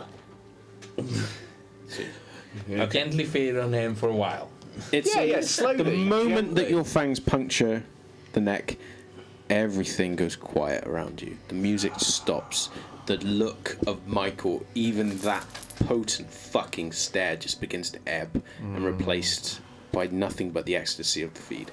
And it's odd. The guy underneath in your grip doesn't necessarily relax more as he stiffens, but with your grip on him and the way that you are just drawing and drawing and drawing, even that becomes an undernote. And then slowly you open your eyes, withdraw your fangs, and lick the wound close. So you take your 2 hunger. You have just drank on someone who is immensely pissed. I'm not the one Drunk drunk this Benjamin, time. get in. Not Jim this time. Ben's turn. For now. Yeah, for now. So, you also have Intense Sanguine. Oh, Intense Sanguine. Yeah, as a resonance, because I'm slowly remembering that I need to actually, declare these. Little bits and pieces. Although, I seem to recall this was a really hard one to find. So, if I don't find it in the next 5, 4, 3, 2, 1... Okay. It's a penalty to some... I think it's mental. Yeah, for a drunk, it's penalty to dexterity intelligence. Intelligence and dexterity. Yeah. So What, if it's the same. How many dice penalty? -1. I think 1. So index -1 until this Think so. passes. Until either the end of the scene or the end of next scene, depending on how tanked they are. And they're all pretty tanked. Cool. I mean, this is a thriving nightclub. This is a place you go to spend a lot of money and get very, very drunk, in which case this guy has. But it is intoxicating. And even though you feel your senses slightly dulled, like someone that is... When you get to that stage of drunk when you're like, okay, I'm tipsy now. But I don't want to show people that I'm tipsy. So I'm going to focus on everything I do, which inadvertently shows people that you're tipsy. And you give your focus back to Michael, who is just watching. Obviously, clean lick the wound, so it's, Yep. And the guy just lolls and leans back on the sofa, and he almost seems to slump. A mixture of alcohol, blood loss. I want to whisper something in his ear as he's lulling. Okay. Okay. I'll say, well, I do feel better. Yes, that was very kind of you. Thank you, Michael. Not a problem. Oh, do you mind if I call you Michael? I'd rather you did. Oh, good. Oh, good. Thank you. Thank you. So, might I ask, why were you so hesitant to make your choice between those two before? I mean, you picked them both out as private candidates. I did, yes, I did. I think I didn't want to offend one of them, you see. Because if I said to... They were both right there. And I didn't want to make one of them feel worse. You didn't want to make them feel slighted. No, exactly. You didn't want to cause offence. Precisely, yes, you understand perfectly. I understand perfectly. Giving offence is a dangerous thing at best. Yes, and I really mustn't do that anymore. I'm trying very hard not to. I'm do sure that you anymore. are. Edmund has taught you marvellous. Yes, he's done a very good job. Yes. Well, I'm sure he will be happy with the arrangement. You can send him my best. I will. I will send him your best. And I look forward to seeing you both in court soon. Oh, good. Well, that's very And Elysium, you need to start making yourself a known face. Yes. There are plenty of kindred willing to meet you. Happy to meet you, even. Oh, wonderful. Oh, well, thank you. No, thank you. It's always a pleasure. Lydia, send in the other two. You can go now. Oh, thank you, Michael. So I'll pick up my notes and shuffle out. Okay. They immediately shoulder check you and go straight over to Michael and sit down next to him. And the last thing you see as you are turning out is him going, eeny, meeny, miny. Yeah, I'm gone. I'm not hanging around to watch that. And you move back out into the thriving club. Where are you going? I think I'm going to be making my way... I was going to say back to the Crossed Hands, but I'm not going back. I'm not sleeping there with that bloody knocking and the scary stuff. I'll go back the next night. I'm going to make my way back to my flat. But I will text. It'll be quite a slow text. It'll have probably a spelling error or two. And it'll be like... it'll be to Jim, and it'll be all fine, lots of E's. And yeah. You received the text? He's pissed.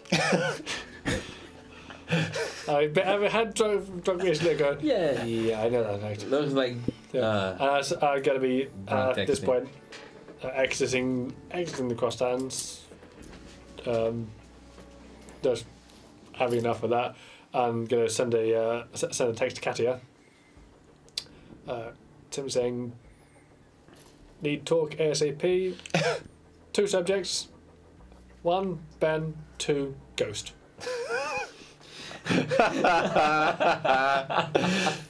Yeah, and then I'm going to exit, and I'm going to look around the domain for the houses in the domain, and see if there's any ones that I could slip into and find someone to feed on. Okay. Moses. Yeah. You've driven down to your condo, and no words have been exchanged between you and... Hard to exchange words. But she's not saying anything. And, I mean, given your recent meeting with Alice, it's a painful silence. Even though there's not the same aggression that you've... Well, there's the aggression there. There's always the aggression there. But it's not directed at you. At least it doesn't feel like it is. But somehow it's not easier to bear that silence. It never is when she gets overprotective. Not only because, it can be quite hindering when another vampire tries to control you, which she does to a degree, in that honestly trying to help way that really frustrates some people. But it's hard to tell someone who is burdened with supernaturally charged aggression and anger management problems to stop. And you're getting that feeling now as you are driving down towards your condo, and then when you finally get off and you begin making your way up towards your room, she walks with you, doesn't say anything. Her helmet doesn't come off until she is in the room and you've shut the door and locked it. Yeah, like. And then silently she take the. Yeah, she takes her helmet off and immediately discards it, and goes forward. And this time, when she removes your helmet, she does it a lot more gently, and then just observes the injury. So I let her look at it. I try to hold it the way it becomes less uncomfortable or painful. And then I just gesture at the couch so she can sit, well, like amongst the boxes. So she can sit there. And I just turn on the TV and like turn on the computer, hook up the computer there, grab a keyboard, and just sit there. And if she's sitting there, I just lay with my head there and start like typing, like so she can read it from the screen. She doesn't resist when you lie there, but the hand on your shoulder, there's a grip to it that it's hard for you to kind of deduce whether or not she's angry, upset, a mixture of both, most likely. But what's going through her head is very difficult to read because the closeness of her and the way that she's holding you to her suggests that she's concerned. But the tightness in that grip when she knows you're injured, it's hard to read, but she doesn't resist as you begin typing. So I basically recount since the last time we saw each other, which is 2 or 3 nights ago. So basically from the moment of the Thin Bloods and the fire at the Haven. So yeah, from 2 nights ago, and then last night, and then tonight. I mean, after all that track, being hungry, and then having the accident, and then me trying to get away from Jim because he was hungry, I was hungry, it was not gonna end well. And then me trying to hide here, there, and then Lucy, and the guy trying to like burn her in the house, and then now the guy is done, but then I couldn't find Susan, so I went to her university, and that's when Plucky Jake found me. So I got punished. Remember that, and since I'm telling her everything, she already knows about me, the McDonald's, me being like filmed or whatever. She's very, very unmoving throughout all of this. Yeah, I just let her out. Like, it's been a lot in a very little amount of time. I have not had the chance to think or feed or have had any outlets or anything, and I just wanted to stop. I just wanted to stop. Just wanted to stop. Finally, a hand comes away from your shoulder, and she begins stroking the ear of your beanie, almost as though it were hair. And then she says,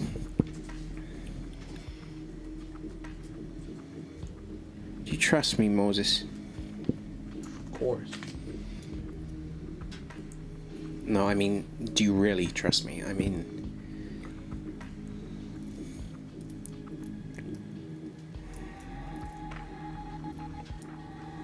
Alice, all I wanted for the rest of the night is to feel safe. That's why I called you. She opens her mouth, and you can see in the reflection of the screen that she's opened her mouth about to say something. But she doesn't, and she seems to be trying to form words that she's not able to say. And then she kind of grabs the end of the keyboard and pulls it away from you. Probably with a bit more force than she needed to, but then just types, "I'll stay with you." And hits the enter key quite hard. And then pushes it back to you. I just get comfortable. Switch the type, like the screen. Put anything like TV or whatever. I just get comfortable, pull the blanket for both of us or some pillows, or like just there. I just want to fade. I want to like zone out. I need to zone out.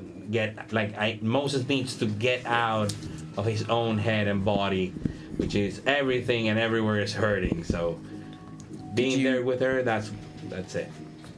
Is the girl okay? okay? Perfectly Foggywood here. He's not. I know. Is the girl okay? Still stroking the beanie. I grabbed the keyword. Like, police took her. Couldn't find Susan.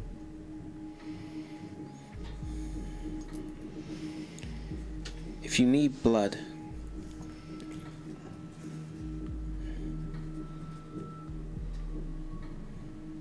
just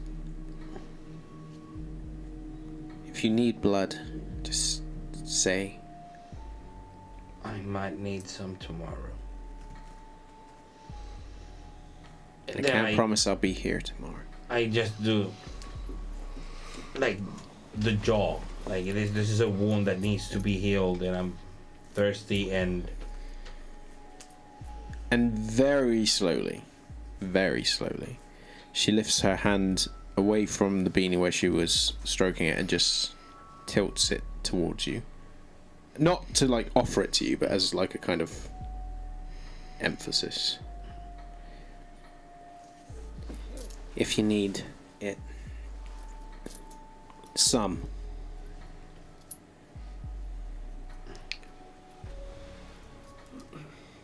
It's a fucking stupid idea, ignore it. I just tried to like work my jaw. Like I trust her to this level. Like I know that she's not gonna take advantage of any blood bond or whatever, and she's gonna refuse to give me blood in the future. But I need it.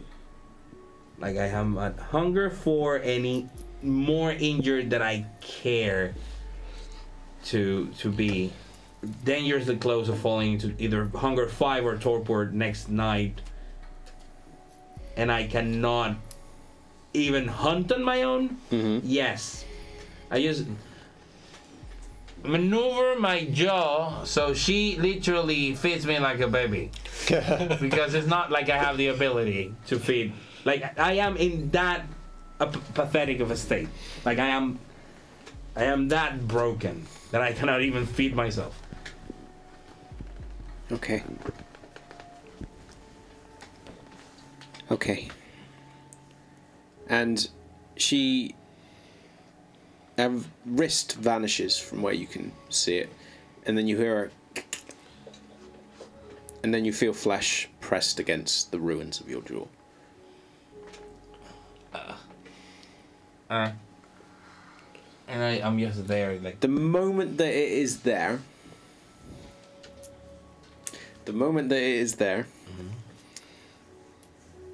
regardless of what your jaw is like, your maw expands as well as it can and clamps shut over the wrist. I need a willpower check from you. Well, at least I have all of that. That's it. Actually, that's the only track that has not suffered with humanity, right? Right? Okay. This is not a remorse check or anything. This is just a control. Nope. Okay. Well, might become a remorse check. You never know. Oh. That is 1, 2, 3, 4 successes. Okay. Oh.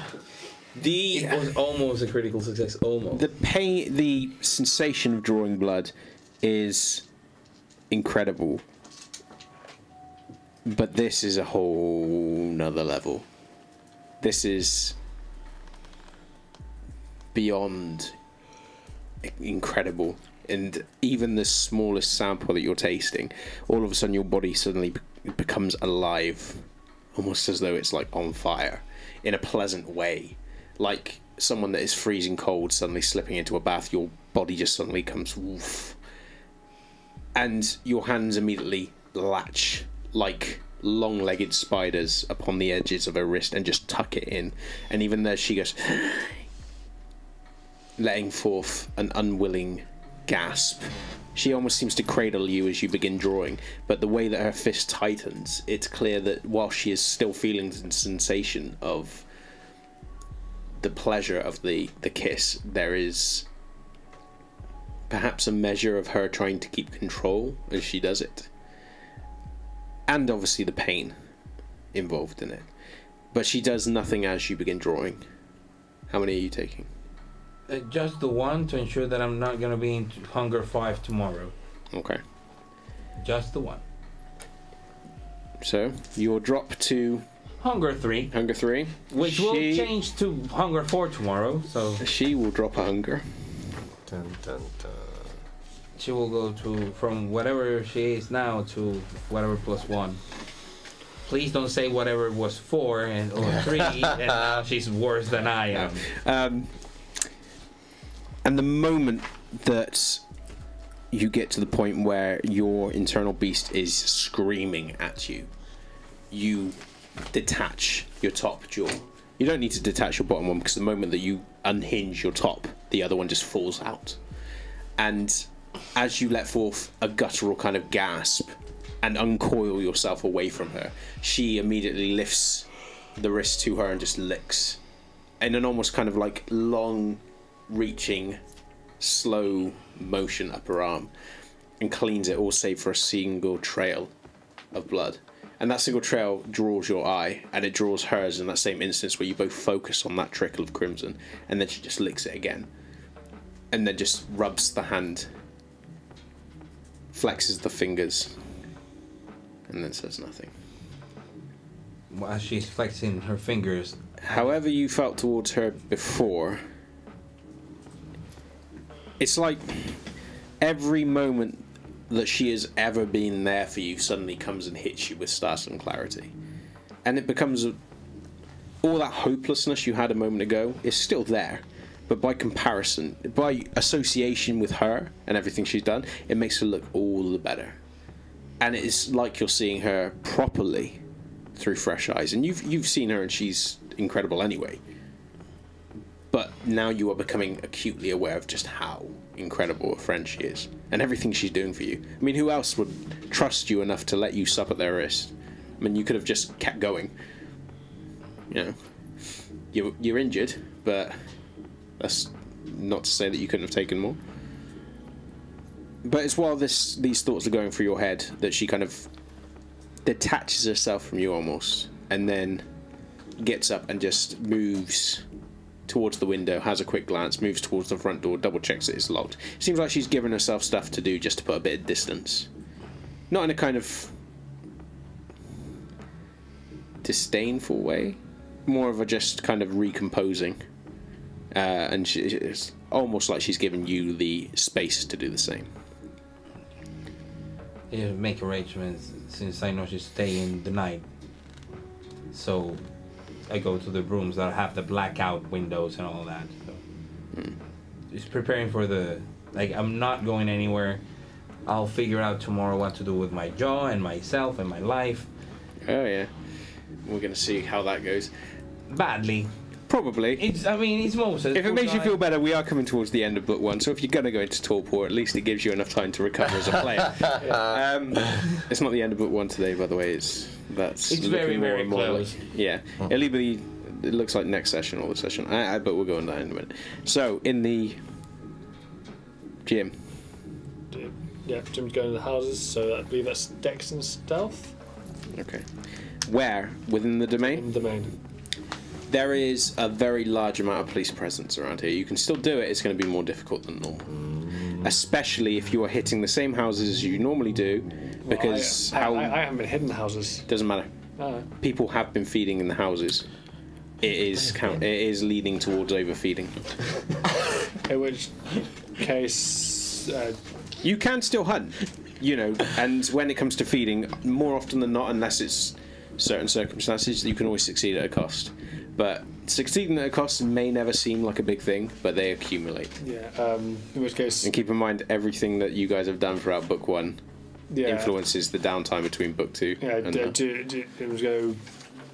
They're thinking, he knows he's going to need a feed. knowing that the hospital area is managed, but not really knowing others, he's going to risk the poaching. You're going to go into the hospital. No, he's not going to the hospital, but so he knows the hospital area is definitely done by someone, but he would risk going out of the area. No. Why? Somewhere in the other side of London, Moses is on his condo going. It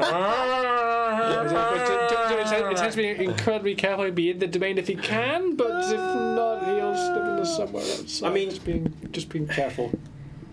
The repeated method for hunting doesn't necessarily kick in if you're trying different avenues of hunting. If you hit the same area, so you do the same approach, it adds up over time.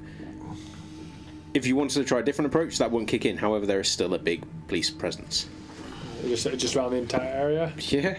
Someone got stabbed and a building got set alight within the last, 2 nights? Yeah. Last night. This is on top of... you got to remember, looking at a single event doesn't necessarily... you wouldn't look at it and think, why does the city feel like it's on lockdown? But that on top of murders, on top of stabbings, on top of whatever mayhem was caused by the Thin Bloods and the Camarilla during their hunt for them, on top of Hyde Park. the Hyde Park incident, on top of everybody else who came to London as a result of the Gehenna scare, all of those people requiring feeding, which is the reason why Emrys dropped the boot and kicked them out, or threatened to, or actually did, end their own lives in order to thin out the numbers. Yeah, in which case he was going to kind of realise, and he's still going to risk going out of the area, but he's more going to be finding the poor soul. And tell me, Jim, how are you going to what approach you take? In the interest of making sure that we can cover Benjamin as well, I'm not probably going to go into full detail on this, but I will be getting a roll, and I'll probably detail it at the start of next session. He's going to alley cat it. Where? How far outside of your domain? There is a limited number of places that you know really well to lower the difficulty. However, most of the places you know really well are close to your domain. Yeah, he would. Or places you've been to recently, like Stephen's house. Yeah, he'd go as far as Nessie, but steering the hell clear of the hospital, because he knows that is definitely under the control of someone. So. Okay, so roughly what kind of area are you looking at? Looking at commercial, residential? Any place with a load of alleys. Yeah, I don't need a name like for a street name, but I need a rough idea. Everything is residential around. If it's around the area, it's the mall where the McDonald's is, and then everything is residential all the way to the hospital, and it's residential on either side with scattered business, but it's not like it's mostly residential areas all the way. Okay, so you're just going to try and grab someone off the street? Or just in an alley as possible. Okay. Yeah, a couple of. We'll say strength plus stealth, because you are trying to do this subtly. Unless, of course, you don't want to do this subtly and you want to go for brawl. Would the stalking stealth apply to No, this? because you're not really stalking. That would suggest you're actively stalking and picking a target, whereas Alley Cat is jumping the first available person. In which case, I'm still going to try and do it quietly, because so.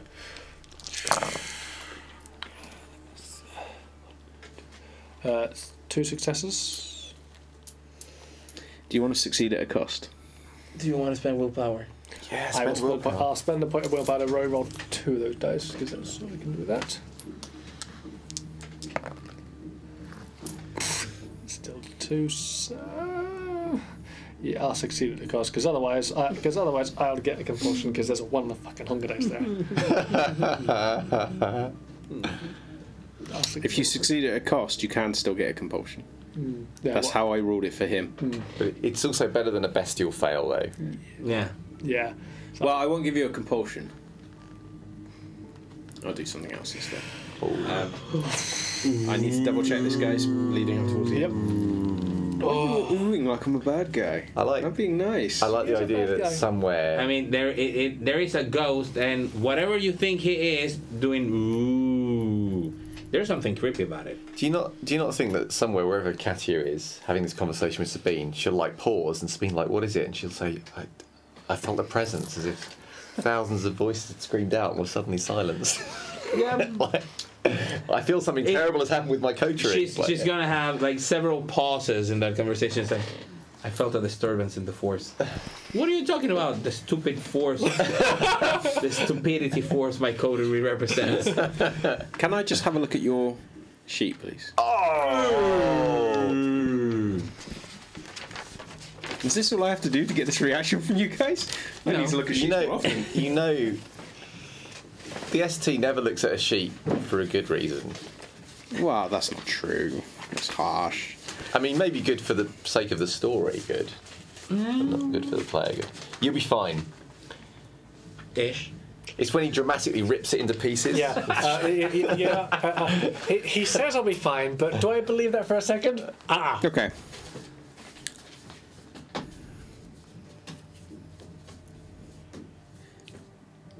Okay.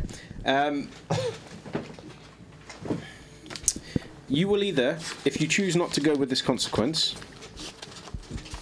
you get a compulsion. Yep. Or you feed on someone that you know.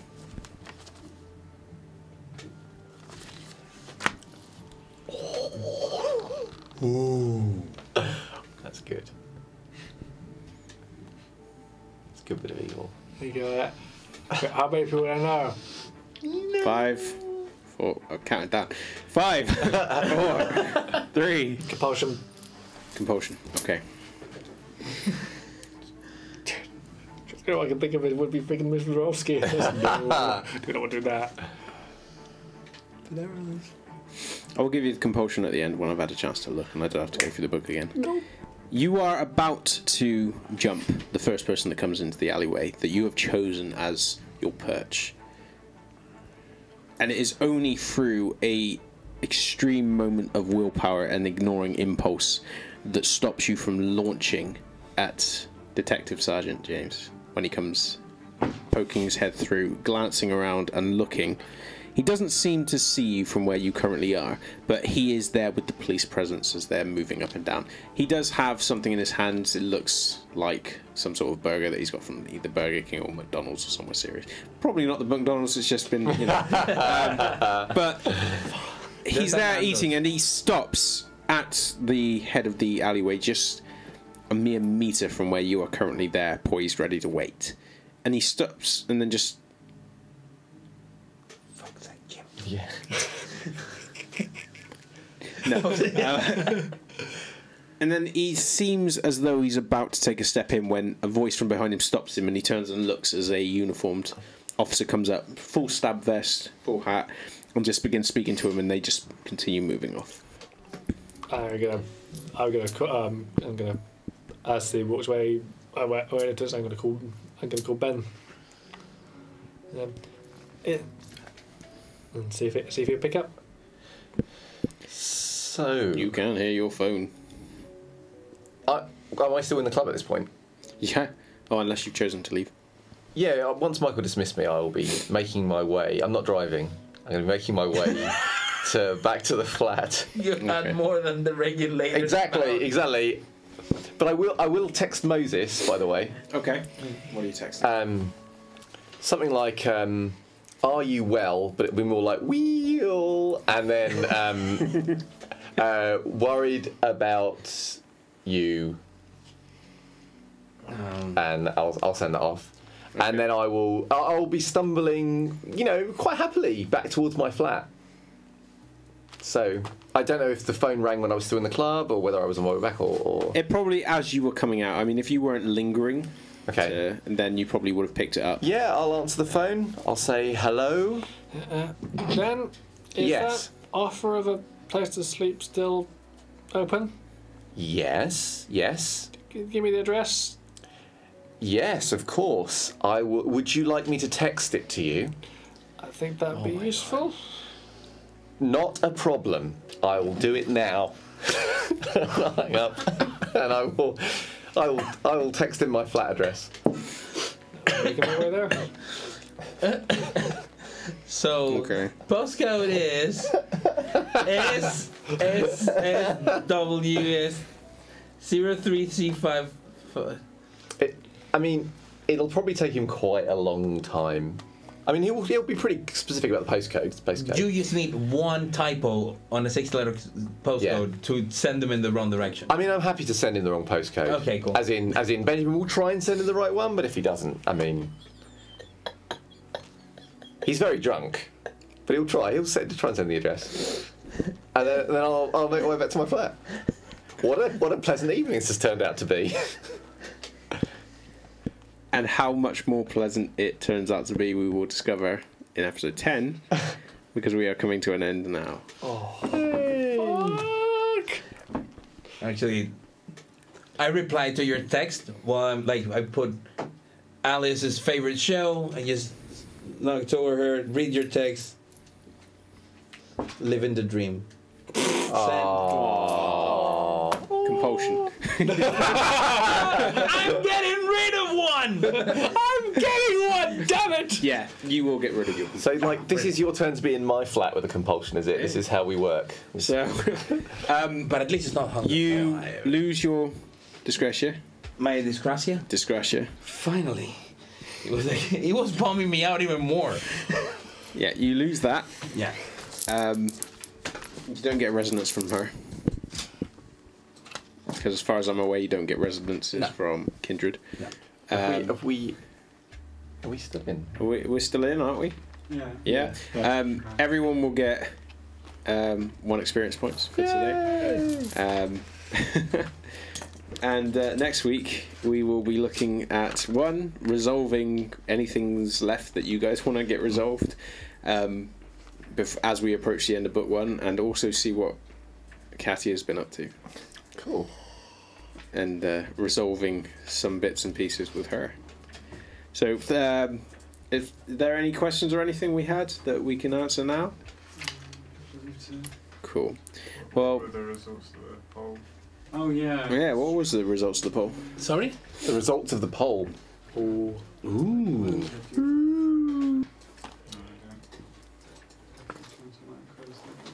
So there was a poll for this guy? I think. Well, it might be that, but it might be the poll for favourite. Or the moments. poll for the tweet. Sure. No one tried to guess. No one tried to guess, so maybe they'll never know. They will. No one will never know. No one will ever know that I was dressed as Casper the Friendly Ghost. We had a couple of guesses. I'm just loading it right now. Okay, it's a tie between Benjamin and Jim. Oh. Well, I think that's fair, isn't it? It's good. It's honourable. Honourable tie. Couldn't have tied with a better guy, you know. Yeah, go ahead. So, well, thank you very much, guys, for joining us again. Particularly everybody outside of the UK, because depending on where you are, that can. Yeah. Yes, that can be a toughie. Yeah.